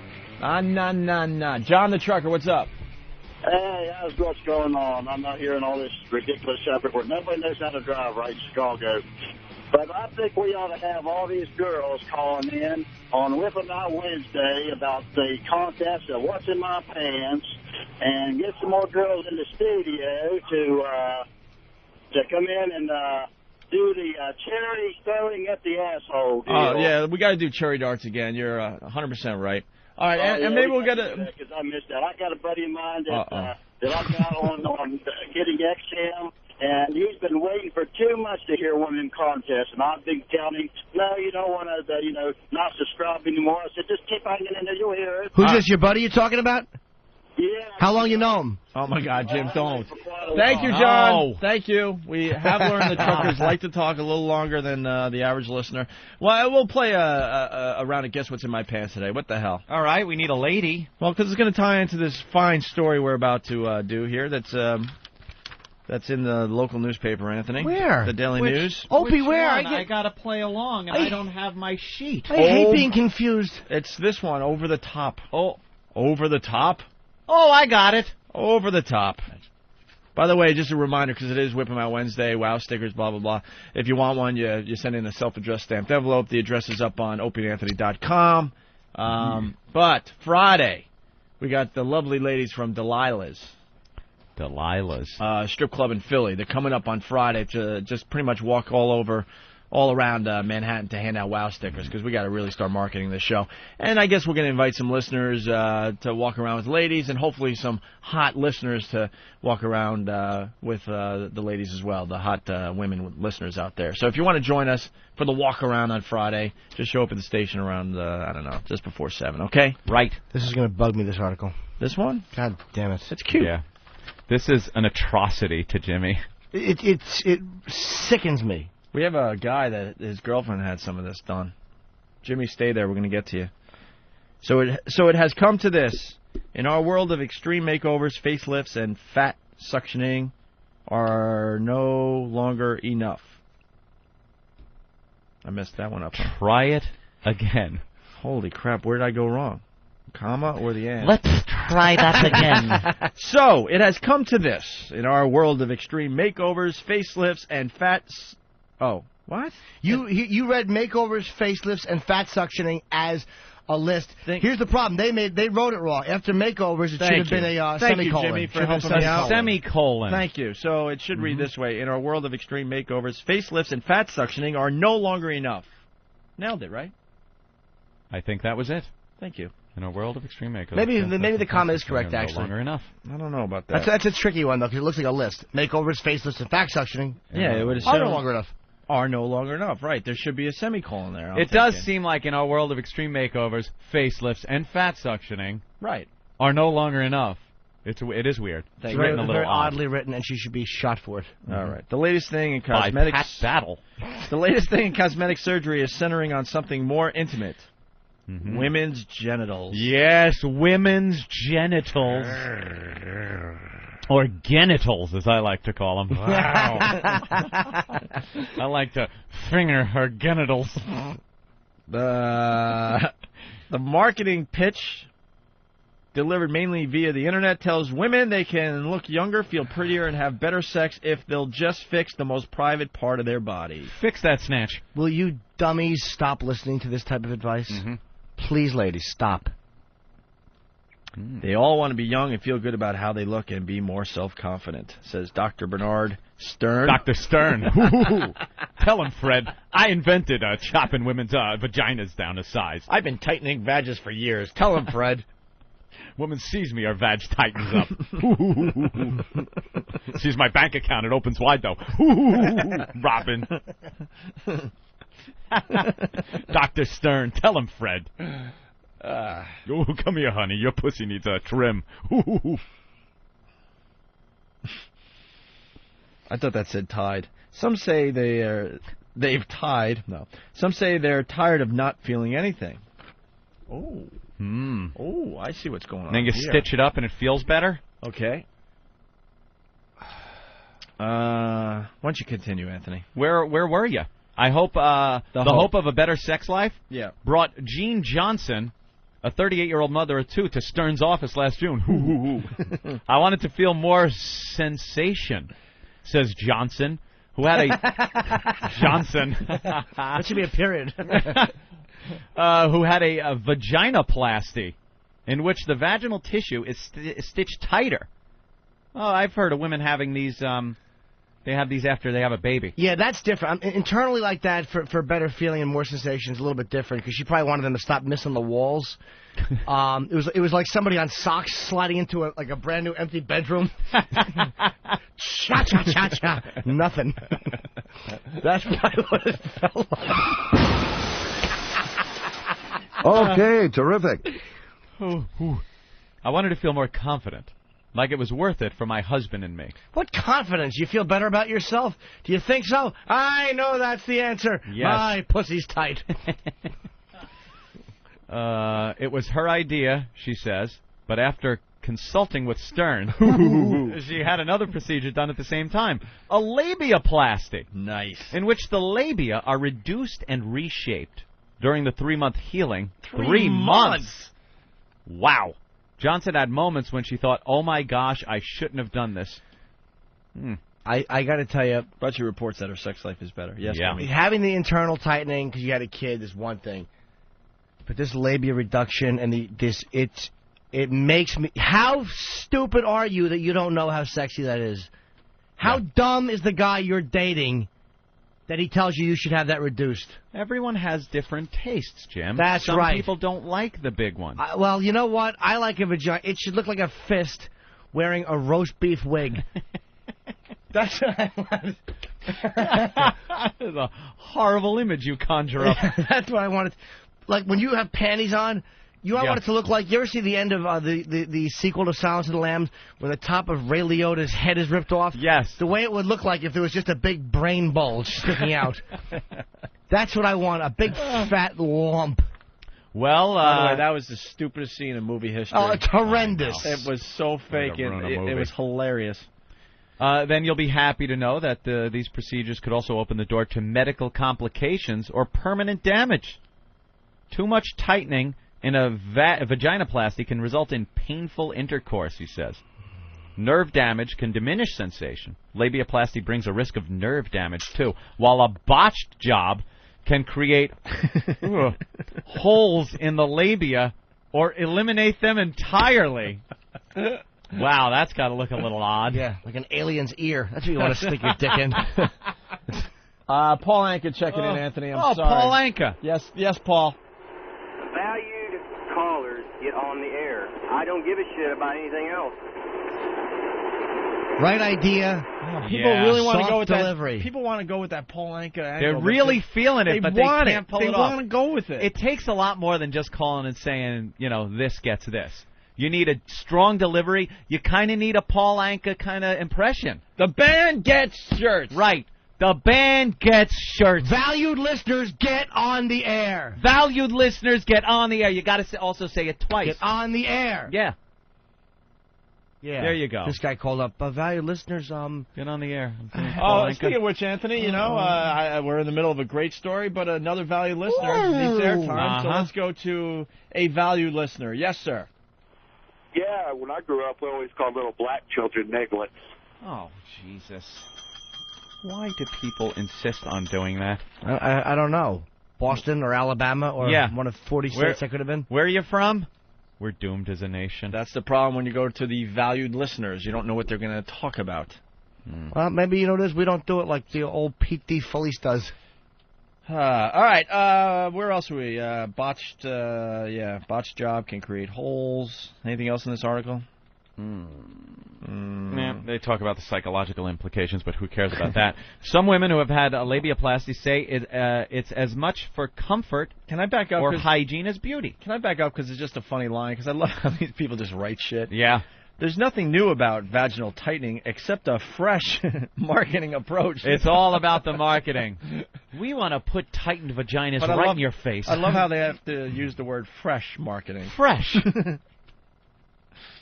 How do you market vaginal tightening?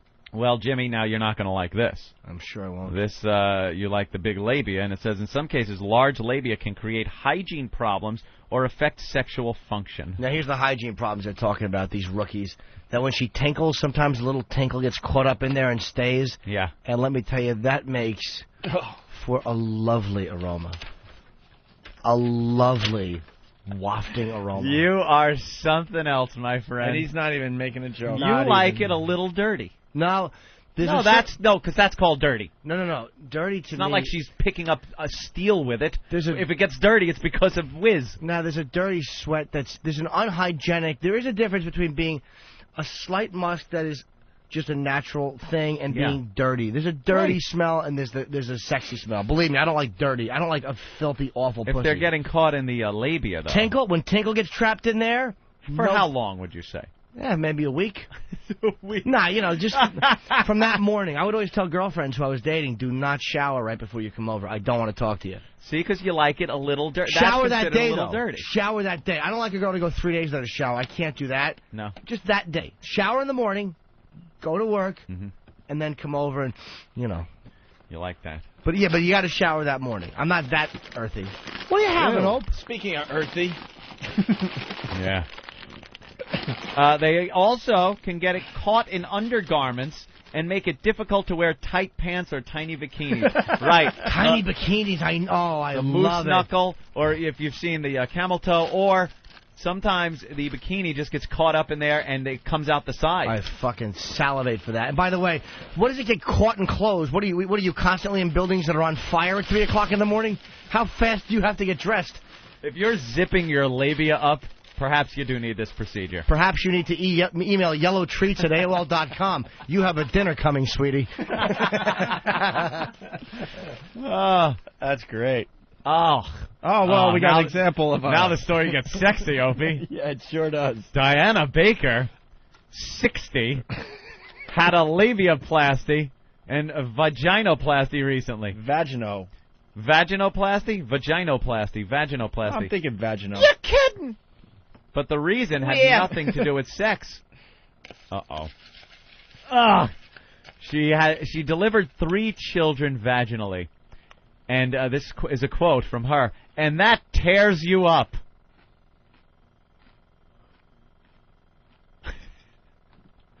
For years, she wanted to have her vagina tightened and her labia trimmed, especially since riding a bike in gym shorts is uncomfortable.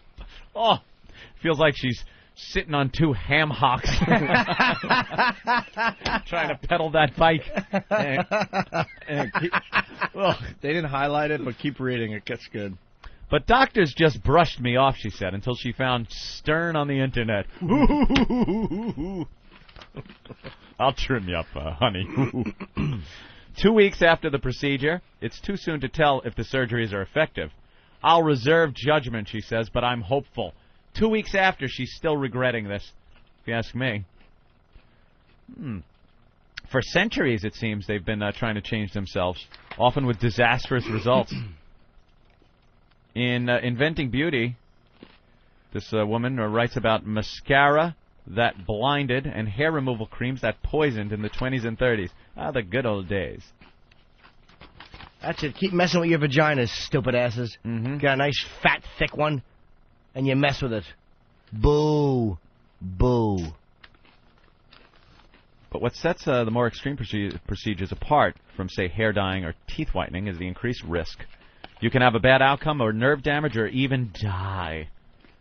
I don't think women having this done are in touch with that anymore. If that lady's doing it because it was genuinely uncomfortable because she had kids, again, that's different. But the women that do it because some jack-off they dated went, ew, you're pussy. Like, I had a lot of girls with big ones, fat ones go, I was always so self-conscious because some guy said something. I'm like, what dummy was this? Let me find him so I can set the entrance to his home on fire.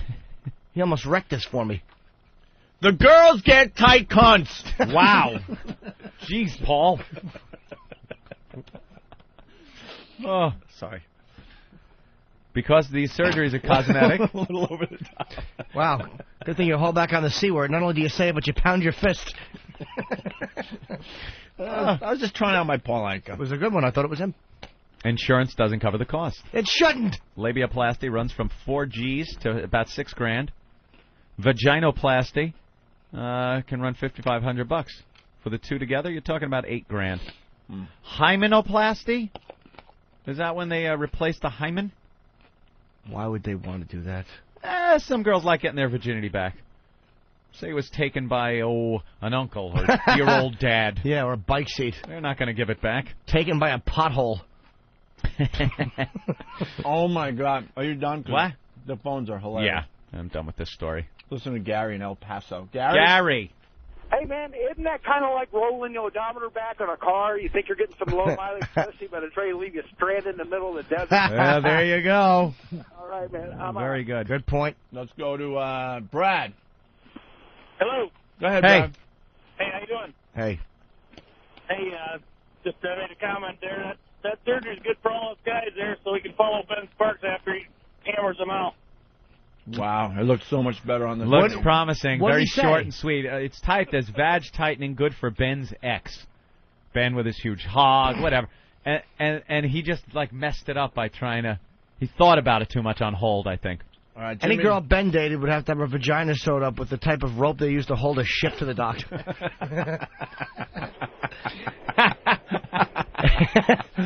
After old barge cock gets through with you. I'm a big fan of exaggerated humor. I love it too. It's funny. For a while, I hated it, but I'm a big fan of it again. It has a little small vagina. Jimmy and Comac. Oh, guys, finally. All right. Yeah. Sorry, pal. Listen, this girlfriend of mine, right? She goes and gets this done. Now, Jimmy Norton, put your seatbelt on. Not only did she have the big pussy lips, I mean, they were about 1.5 inches in length. She had a huge clit. She has them trimmed off, right? Now it looks like Jimmy Durante down there. She's got no feeling at all. It's horrible. Absolutely horrible. Did you know she was going to do this? Yeah, she told me. And she said, I'm just going to have them shaped a little. Yeah, shaped a little my ass. She got them chopped right to only maybe, I don't know, 1/8 of an inch, these things. And then she's sick all the time, and it's just Sick all the time. What nationality is she? Infections and shit. She's Italian. You know who usually has larger vages? I noticed American Indians. I swear to God, girls I've dated that were part Cherokee or whatever. Fascinated. I've noticed that larger. Yeah, Jimmy. It's fucking I'm hot. just fascinated you've dated an American Indian. Well, a couple of girls that had that in them. Yeah? Yeah. Had a This little girl Indian. had it all. She had it all. It was, and now it's sex even sucks now because she doesn't have any feeling like she used to. Wow. Yeah, it's it's like, oh, it hurts. It's this. Oh, shut the fuck up. Dude, why didn't you discourage her from doing that? Oh, are you kidding? I talked up and down. What are you kidding? I would have told her if a girl did that, if she had a body like that, so sexy, I would have said, if you switch this, I will break up with you because I just couldn't handle. I could never look at it again. Were they ladies of the evening? Some no, actually no, not for the American Indian. One might have been. Your name Hanaguakoho mean she who walks on own lips. What the hell? I never knew this, Jimmy. I've just noticed it. I'm taking an impromptu little study, have you? I'm sure plenty of people will call up and say no. Yeah. They don't have bigger lips. They just spilled some Mazzola in their lap. Call it maize. All right, guys. They did ride bareback, so perhaps it was for years of riding a horse bareback that kind of, change the bloodline changed forever. their whole genetics. Yeah, that's Your a little odd. great grandmother rode a horse. Yeah. Yeah. Had a flattened labia. Ugh. Marv, Tennessee. Marv. Hey, boys. Hey. Good morning. Grand Canyon twat. Ooh. Hey, my wife, when she had our little boy, we asked the doctor to do a honeymoon stitch for us when he got done. And he got mad at us. Stitch. We got pissed at us because my mother-in-law was standing there, and he told us it was inappropriate. But it's really tight now on the outside. But once you get in there, it's kind of like going through a dog door in a house. And then once you get inside the garage, it's like a big echo. So yeah, he stitched it up right at the entrance. Yeah. So it feels like you're constantly getting the index finger and thumb hand job. Yeah, exactly. You know when you have like butt sex and it's really tight at first, but then it's kind of loose inside there. Yeah. Jimmy. Yeah. Exactly. But listen, guys. Sounds like you need some of that boy butter. Oh, hey, and we're not all racist down in the South, man. No. We love everybody down here in Tennessee. Well, Tennessee is a little different. Yeah. Is it? No. No idea. Punch down. Mm-hmm. With nullification. I watched a movie last night called Rosewood. I think it was called. I think I saw that. Oh, Jesus Is that about Christ. a fire in it? Oh, it's a lot of fire. Yeah. A lot of lynchings, shootings. Ooh, it's brutal. I think I remember that, yeah. Oh. Anthony, I got to interrupt you because we have another valued listener checking in. Attaboy, Ope. Valued listener, what do you got for the show? What, me? Yeah. Yeah. Well, I just wanted to let you guys know I am valued, and my grandmother has an extremely tight pussy. No. Oh, my goodness. We got Donkey Sausage checking in. DS, what's up? Hey. Hey. Talking to me? Hi. Yeah. Yeah. Oh, I have a really good story for you. When I was about 19 years old and I was sitting at a pool, a black guy came up to me and said, "Yo, Ma, don't get offended, but you have a fat pussy." Did he mean P-H-A-T? Did he mean P-H-A-T, or did he mean... He meant I had a fat, juicy Arby's pussy. Really? Yeah, and I was completely appalled, and ever since then, I was always very self-conscious about my vagina. Huh. My vagina. And is it nice? Huh? Do you think it's nice, though, now? I guess. I'm still very self-conscious about it. I'd probably consider the pussy, what's called, surgery. Here's how you know if it's too big. Have you ever left a slug trail while you were doing jumping jacks? Then your pussy might be too big. All right, DS, we'll see you Friday, I guess. We're going to be handing out WOW stickers all over Manhattan. Word. All right. Bye. There she Bye. goes, Donkey Song. Yo, Ma, you got a fat pussy. Yeah. I've actually said that, too, at home. Class act. Oh, Ma. I was 8 at the time. I got a rod from that story. Really? I swear to God. Come here. It's okay. No, take your word for it. All right, this is what we're going to do. We're going to try to do two things at one time here. And then we got to get to the Greta Van Susteren. People are quoting lines from the movie Rosewood that I watched last night, Fast Freddy. Oh, that's awful. Greta Van Susteren actually had a labia reduction on her face. That's why she looks better. Yes, she did. Here's the deal. We're going to play Guess What's in My Pants with Elizabeth from D.C. Elizabeth? Hi. 25 years old? Yes? Are you calling from a car? No. Where are you? I'm in my apartment. Where? On the balcony. On the balcony. Are you tanning? No, they're working on the fire alarm inside. Well, then how are you going to do it? Can people see you? No. No. No? All right, what do you look like there, Elizabeth? 5'4", 115 pounds. All right. Any specs on your top, middle, and bottom? I have curves. Do you have big boobies? Yeah. How big? Probably 34C. 34C? Okay, very nice. How tall are you? Did she say how tall she was? 5'4", right? Mhm. All right, who do you look like? Oh gosh, Rachel Lee Cook. Cook. A Rachel Cook. A Rachel Lee Cook? What? You know how to play Guess What's in My Pants? Not really. Well, you're going to have to get, like, naked and stuff. You got to at least take your pants off. Oh, really? Or pull them down. You don't know how to play, do you? Like you're making poopy. No. I'm gonna. All right, Elizabeth, thanks for calling. We're going to cut our losses. Yeah, beat it, fatso on the balcony. Hope the alarm doesn't work and you fucking wake up with smoke in your lungs. Stupid showstopper. I know. And we're flowing today. We need a girl that knows how to play Guess What's in My Mouth. Yeah. I'm going to ball up a fist and play Guess What's in My Mouth, and it will be her shattered teeth. All right. Nathaniel put together a pop culture quiz for old Jimmy Norton. I've turned it over so he couldn't cheat. This is round one. I guess they're going to get harder. Yeah, Jimmy is really a pop culture retard. We've learned this over the course of time. He knows nothing. We bring up things that everyone knows about just by watching TV, reading the papers, entertainment magazines, and not even really pawing over this stuff, but just you kind of just pick it up through your life, through living in this time. But hey, for some reason, this just blows right past him. Something else is more important than any of this, and he just blows it off. So it's called pornography. I was gonna say, he knows the ins and outs of prostitution, so. Yeah. You should give us a prostitution quiz. Okay. That would be pretty funny, actually. All right. Let me find my my buzzer. I don't want a buzzer. I can actually do this properly. That's too judgmental. No, it is. There's buzzer 10 will questions. Be fine. How many do you think, Ben? Jimmy let's think. Right. Jimmy, you're there's gonna be serious, right? There's a couple on there Okay. that some people couldn't get. It was fun putting this together as we were all talking about what Jim would know and what Jim wouldn't. I think I would have missed a couple. There's a couple on there that. Hawk, get that goddamn Where's buzzer, my buzzer? or you're out. Hawk, I can't find my buzzer. You're out, Hawk. Maybe I could help. Is it on the sound effect? This one? Try it, Ant.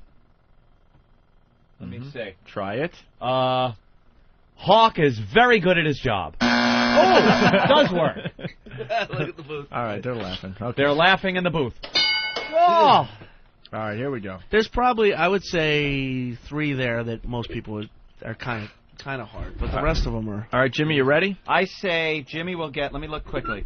No. Let me look over those. I'll miss this one. I think he's going to get 7 out of 10. Let me see. Hold on. You think so? I think he'll get 7. He'll miss this one. Hold on. He'll miss. He will miss this one.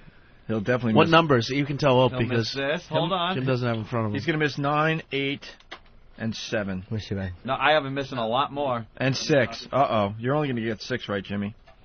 No, but Oh, forget it. He's going to get, 6, 7. the only wrong question is the one not asked. Oh, my God. You're going to get that one wrong. No. Oh, my God. What is a passing grade in the old 1? May school? 60. The D was always passing. I have him only getting 4 correct. I think 1 is good. I have him getting 6 wrong. Anthony, I got to... I'm going to say 5. Really? Yeah, I was as high as 7, but 7? 6, 7, 8, 9, and 10 are just going to be a disaster. I say 2, no way. 2? 2 he's not going to get. Yeah, two he won't. I would say he won't get 2 either. I think he might, okay, but definitely not 5, 6, 7, 8, 9, and All right. probably not 10.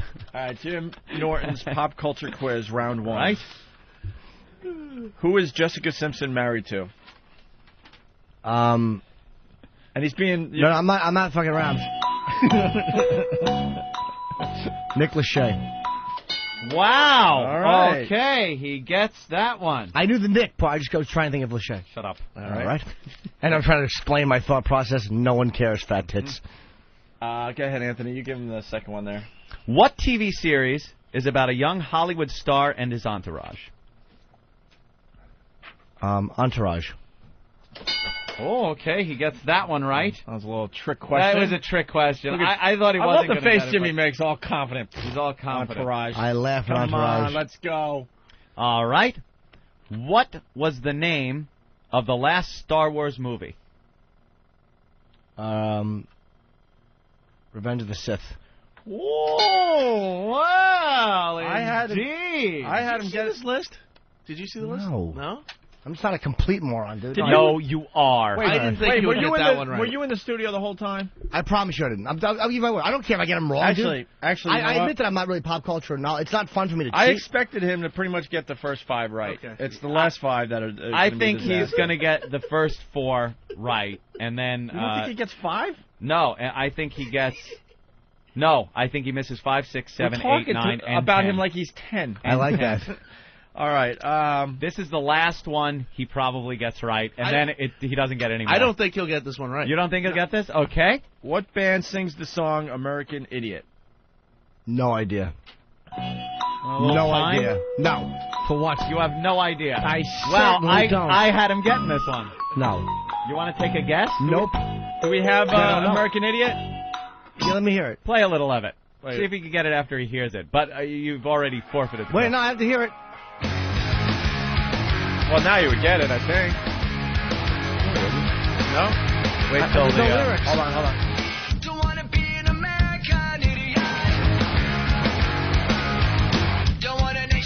I know this song, but I don't know the name of the band. Yeah, because a lot of singers sing like this guy.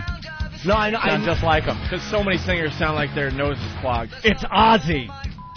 It's a little band called 1942. Little band from a little movie. Ed Norton. Picture. They bleeped Ed fucking. Norton. They bleeped the word fuck. That must have been for the station that can't play the fuck word, right? Yeah, no, there's probably 2 versions of that. It's Yeah. satellite radio, though. Jesus, Yeah, you but can handle there's- a fuck on satellite No, radio. that's probably not from there. happy peppy satellite stations that don't whatever. play the What F is that? word. I don't know. It's Green Day. That is Green Day. No idea. Wow, your first. Oh, Jimmy. I've heard that song, though, but I just don't care about it. It's not a bad song. Jimmy, do you watch The Simpsons? Never. All right. All right. But they've been on TV for what? 12 years? 15? Have they? How long now? How 16 long? years? Yeah. 16 years. 16 years Cool. they've been on. Jimmy, name all 3 kids in the Simpson family. I know Bart and Lisa, All right. and I honestly didn't know there was a third one. The baby. I don't know the kid's name. The baby. Don't know. You got to name all 3. There's no partial credit on this question. I don't know it. Fred? What is it? Oh, it's little Maggie. Never would have known that. Never would have known No. that. Wow. Okay. All right. This probably the toughest question on the sheet here. All right. You know there's a remake coming out of the Dukes of Hazzard movie. Did not know that. Nor will I see it. You knew that. No, I didn't. No, Let's I'm not going just to lie, but I didn't. move on to question 7. Well, let me hear. Wait, you really didn't know they were remaking the Dukes of Hazzard? No. Come on, Jim. I swear to God, dude. Are you serious? No. With Jessica Simpson, the commercials have been all over the place. No You idea. haven't seen the video? I haven't had a video TV in of her 3 weeks, looking by the way. ridiculously Dude, hot. I haven't had a TV in 3 weeks because I moved. I sold my TV. My 3 new one's coming weeks? next week. 3 weeks. This has been. Dude, everything hasn't happened in the past 3 weeks. What's the question? All right, who plays Nick Lachey. I heard Jessica Who Simpson. plays Bo and Luke Duke in the new Dukes of Hazzard movie? I would have gotten one out of Wait. Bo and Luke Duke. And I like the other actor. I always forget his name, though. Owen Wilson and Joel Steinberg.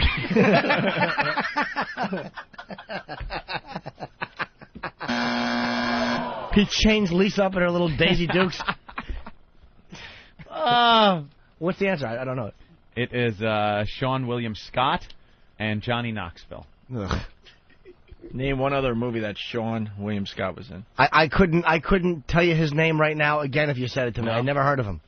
You never heard of him? Never heard of him. He's one of those The young American go-getters in American Hollywood. Pie movies. I've never seen it. I know the movie. Stifler. Old School. None of them. All right. No, none of them I've seen. All right, let's go to question 7. Who was the female lead in the Dark Angel series? Queen Latifah? Wait, is that? Do you know though? No. Never seen that crap. I'll give you a hint. Her shoulder stinks. Oh, was she that Alba? Jessica Alba? Well, we can't give it. No, to it's him, not right? mine. We can't give it to him. Absolutely not. That's another wrong one. I swear he will not get. And he got the first 4 or the first 3. Boy, I was giving you that Green Day one. Ugh. I was Wow. too, man. I was too. I was giving him the Simpsons. No, I question, definitely too. wasn't giving him The Simpsons. All right, here we go. Question number 8. Jimmy? Yes? Your pop culture quiz, which you're doing miserably on. X and Y is the most recent album from what band? From what band? X and Y? X Right. and Y, yeah. Bam's Brothers Band? No idea. Wow. X and Y. Oh, the Z's. ZZ Top. Yeah. No, that would be Coldplay. Ugh. Yuck. Never heard of. I wouldn't know one fucking. If you said to me, You know Coldplay songs. Come on. you can. How about Put on Clocks. That's not from this album, but it was a big hit. Speed of this song, Jimmy? Hold You on know here. this one? Wait. I gotta hear the hook. This is the Chariot of Fire theme. Fucking faggoty nonsense this is. Only one of the biggest songs of the last 10 years.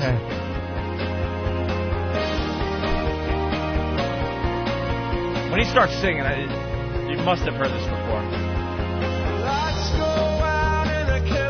Yes, I have heard this. Okay, good. You're getting hammered, Opie. Sean William Scott was not in Old School.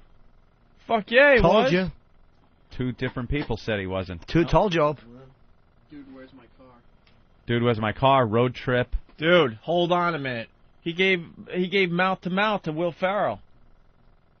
Yeah, he is in that. Oh, Yeah, He is in absolutely. That is Why him. didn't people go to Internet Movie Database? IMDb. He was, he's the guy that shoots himself. He shoots him with the tranquilizer. Yeah. He's in the movie for. Yeah. Maybe that's not a great example of his work because he's Yeah. only in the movie for like 2 minutes. But he's in it. All right, here we go.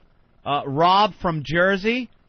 What part did Sean William Scott play in Old School, Opie, you moron? Their phones went nuts too. And Sean William Scott wasn't in Old School. That's Eric from He New played Hampshire. Peppers. He is in Old School. Oops, right. Wow. Rob from Jersey, you dick.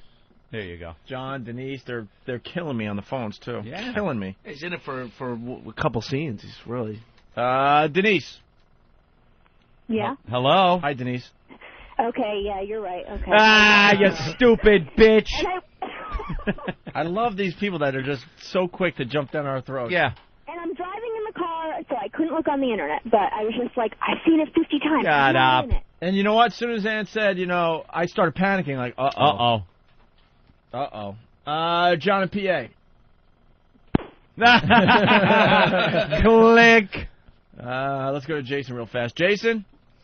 Yeah, I'm here. Go ahead. Yeah, I just wanted to tell you guys, now the Weather Channel is using these stupid scare tactics, instead of just showing the weather like they should, they got these cheese dip reporters on there claiming that the heat wave is killing more people than bullets. I mean, they had the bright orange flashing sign up there, and heat find deadlier out than what you bullets. Can, yeah, heat they deadlier said than guns and out sharks. what you do to protect yourself. All Heat right. isn't very scary, though. Well, yeah, the heat is more dangerous than shark attacks. Yeah, more people die from heat. And bullets. That is a fact. All right, very good, Jason. Okay, back to Jim's pop culture quiz. Yes, number 9. We're up to question number 9 for those of you keeping tabs at home. Can we just move on to 10? There's no way he's getting this. Who were the winner and runner-up for this year's American Idol? The runner-up was Bo, and the winner was Carrie. Damn! I was looking for last names, too. But But for Jimmy, I will give that to him. I would definitely give him that. Absolutely. Yeah. All right. Bo Diddley and Carrie Fisher. I would have messed up his last name, I think. Wow. Bo Bice. There's one I never would have thought you would get. No. Carrie Underwood, yeah. Jeez. Anthony makes a good point from California. Anthony! Hey, what's up, sweet cheeks? Hi. What's Boy George's real name? George O'Dowd, sissy. Yeah. Who doesn't know that? He knows pop culture from 20 years ago. I do. He's a pop culture archaeologist. And everything about Black Sabbath, no problem. Yeah. All right, and the final question. What is the name of the new PlayStation Portable unit? PlayStation 3. Wait. He's scared. Give him another chance. I panicked because I saw the button. The PlayStation Fun Pack?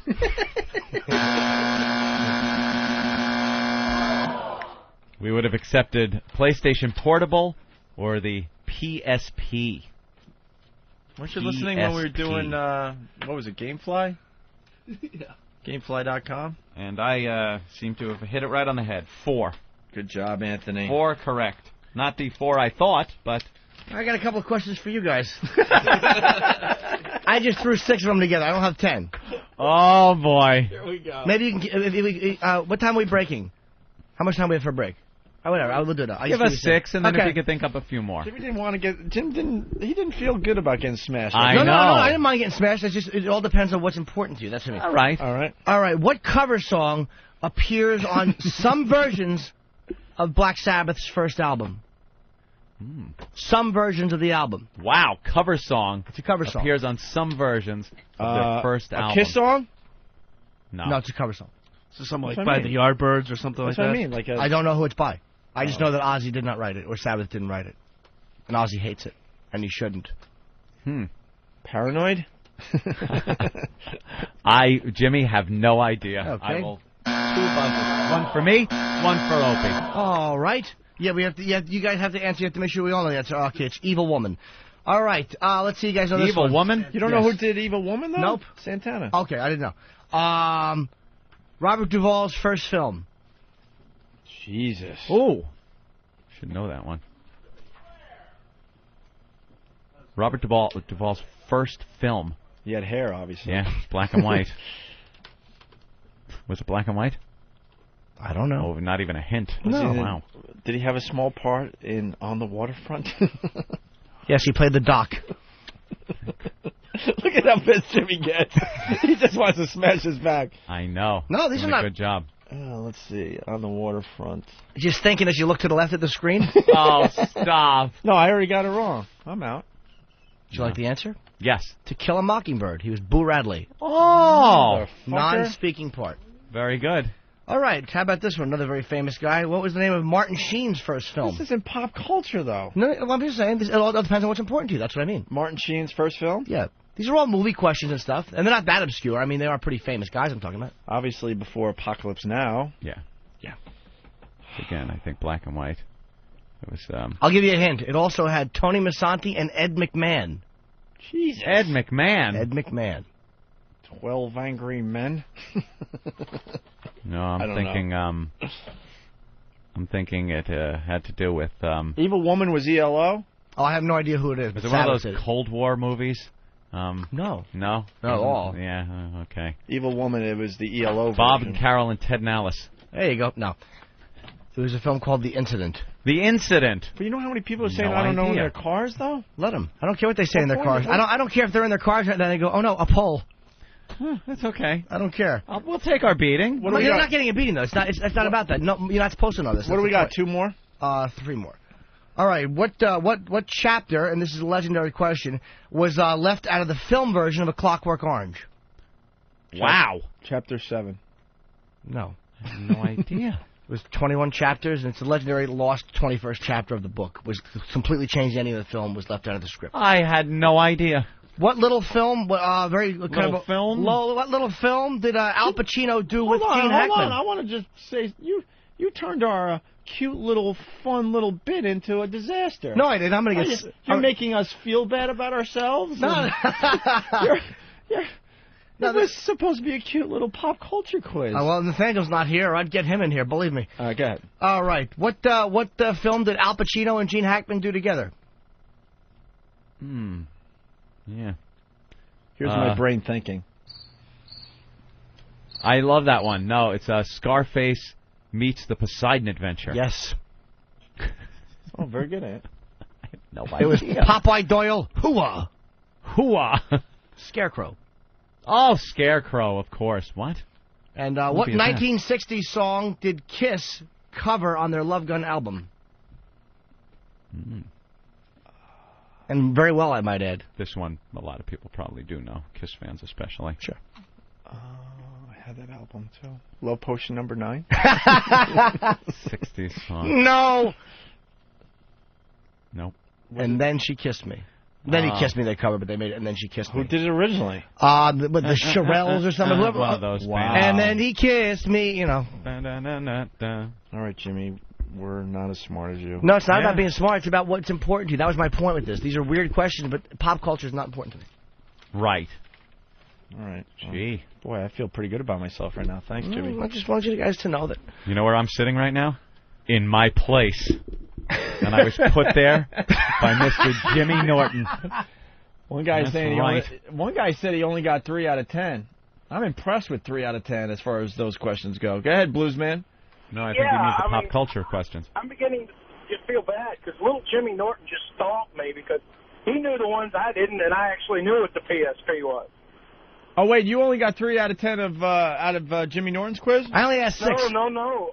Of the pop culture. Oh, I'm sorry. The pop. Yeah, of course, because we did 10 there. Man, little Jimmy, Joy Kids just tromped the shit out of me on that. All right, very good. But you know what, dude? I was purposely creating questions that I knew the answers to. You know what I mean? It's not if all 3 of us had to answer the same level of tough questions. I would be, fucked.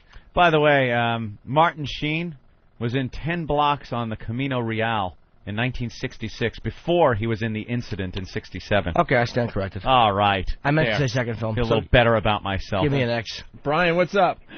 Hey, how you doing? Hi. Hey, ELO did Evil Ways was fantastic. Oh, you're right. Evil Ways. I'm sorry. Oh, yeah. Hey, I love you guys, by the way. I'm a converted Howard Stern fan.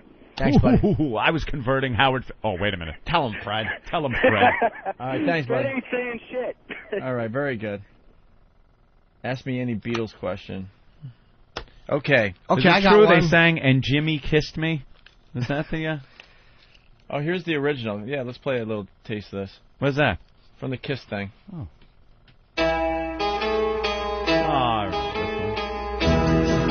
Hey. Oh, whatever.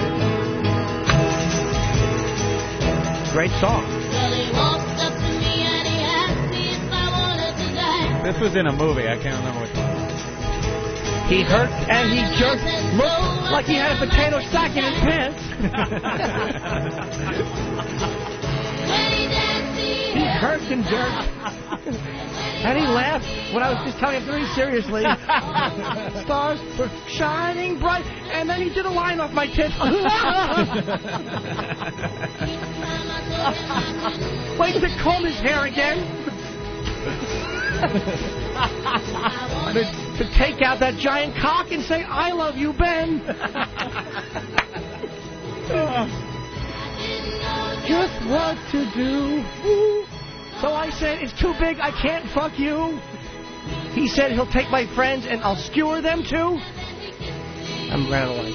All right, very good. Ba-dum-bum. Old Jimmy Norton. All right, we got to get the Greta audio on before we get out of here. think We're leaving? Oh, Jesus. It's unbelievable. Wow, look at the time. Why did I just already. panic like that? How did that happen? We're leaving? Should we break? Should we break or go to the end? Quick break? We got a break. Quick break. I came up with something years ago. Basically, it says... Whip 'em out Wednesday. Big, luscious, juicy ones. Wow. The swinging tribute to unrestrained female anatomy. It's Whip 'em Out Wednesday. The Opie and Anthony Show.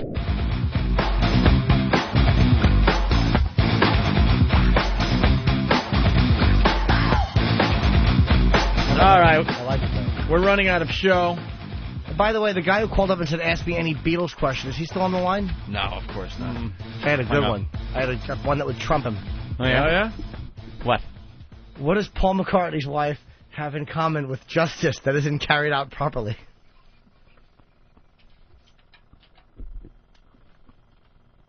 You asshole.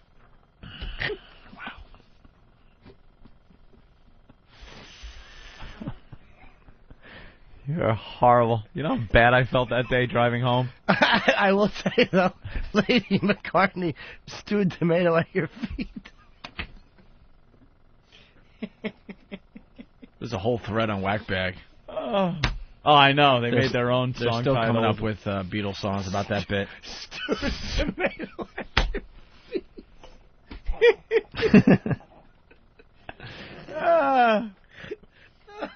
Oh, I laughed for hours about that. Oh, that was bad. So what happened to the dude from Newsday? Oh, boy, was he a... Did you hear what he did, too, when he almost got busted? Robert Johnson was once the respected former publisher of Newsday and a member of the State Board of Regents, but his suave exterior belied. No? I don't know. How many L's? One. Belied, probably. Belied his penchant for child pornography, authorities said yesterday. Father with 2 kids. Ouch. Faces up to 50 years in prison. Oof. The indictment alleges the 59-year-old prowled the web from his office computer under the names Joe Babo, 55, and Rob Job, 714. Yeah, I'm Rob Job, 714. And downloaded sickening kiddie porn films with names such as Real Child Rape. Jesus. You know what? And the lighting in that one is so bad. Are you insane?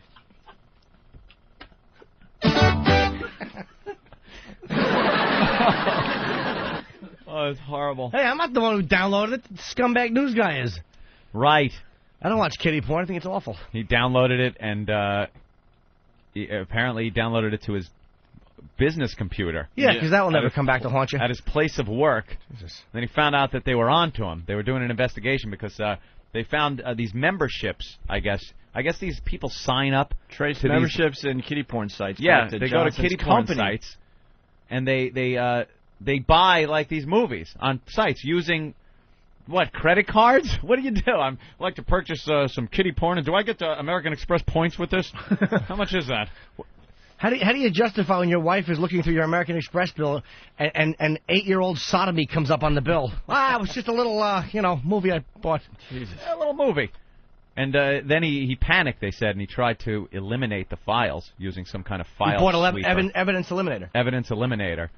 But I'm not sure if they actually have the evidence from what he had on his computer.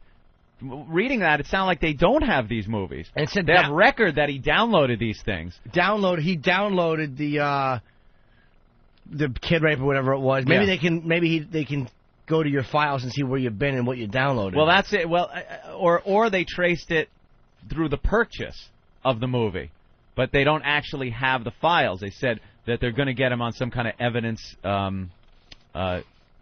destruction of evidence. Yeah. How are they going to get him on that? I mean, look, and the guy's obviously a sleazebag. Mm-hmm. But how can you prove those films ever actually downloaded?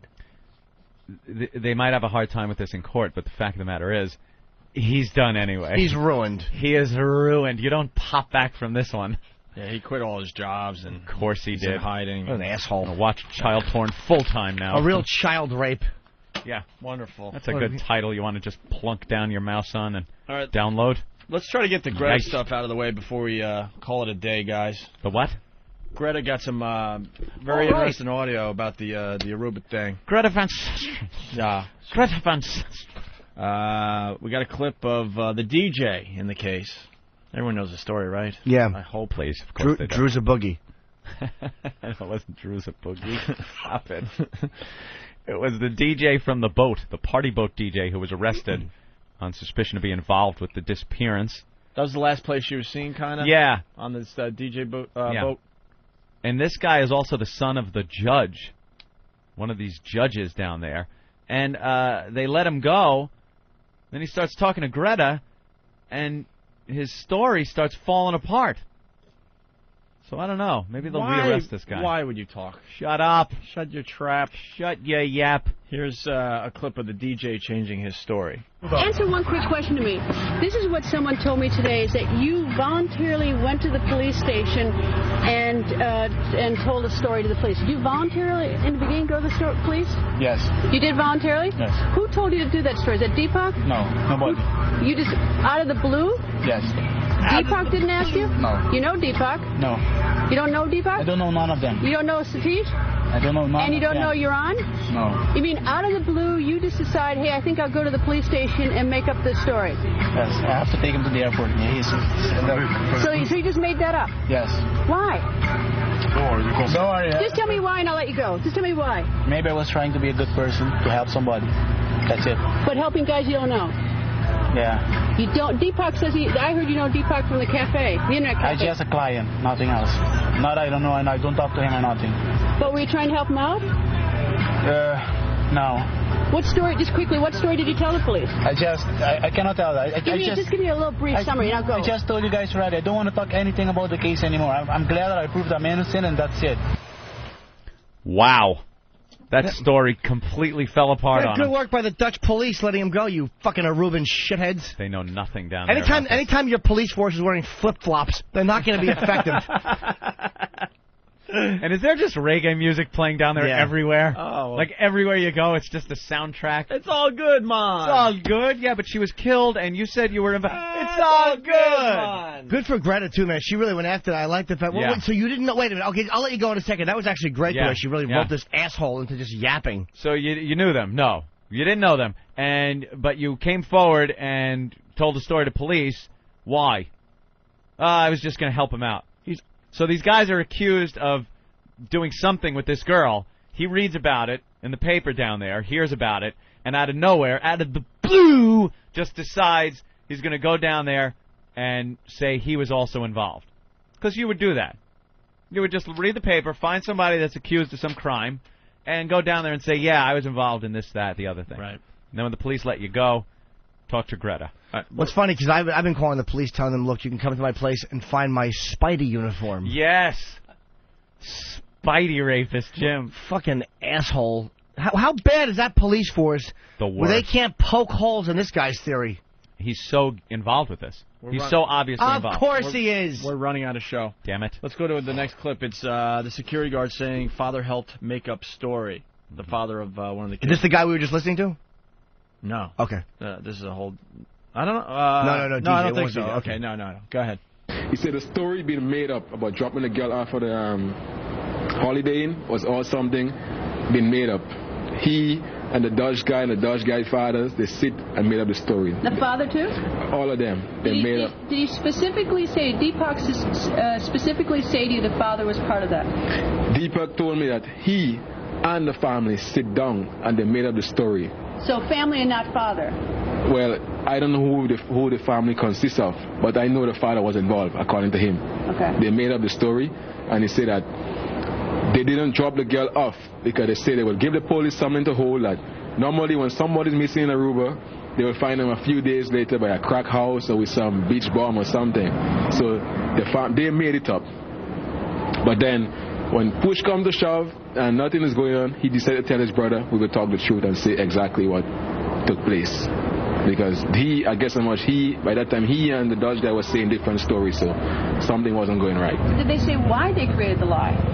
Like I told you, they say like they were hoping that the girl will pop up of something a few days after, and as they say that They drop her off at the holiday and talking to a black guy, security guy dressed in black clothes. So they know, like, the Caribbean public knows a tourist has been missing. They would find him a few days after by, like I say, by some crack house or with some beach bum. So they made up something, hoping that she would show up a few days, and then they say, okay, it's all good. Here she comes. Just drive the cab and shut up. I know what he's saying, though. You do? Yeah, he's saying that a lot of times they show up at the crack house a few days later. You are never, ever going to see CBS's CSI Aruba. Absolutely will never, ever see that. I guess we don't need the third clip. Hey, there's been a crime scene, there's blood. Clean it up. Clean it up, bitch. Also, how could we be so stupid? And then he kissed me from Goodfellas when he's walking into the Copa. Ah, right. Yeah, that's playing. I'm brain damaged. The bottom line is this. That's Joran Vandersloot. Looks like first of all, he has hair like and he looks like just a snotty jerk off. If that's this country, if this is not solved, we should fucking ruin tourism from the U.S. and never go there.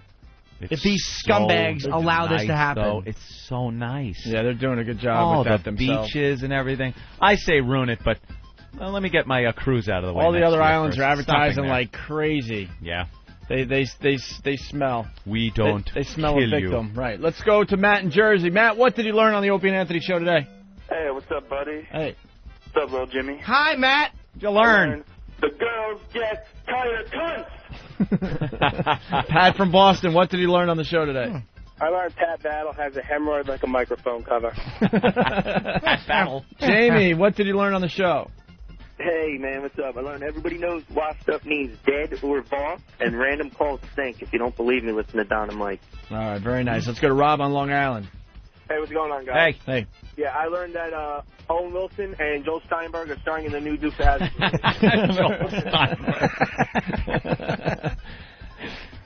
Caulfield from Whackbag. Hey, what's going on? I learned that rich people from Connecticut enjoy obese primates.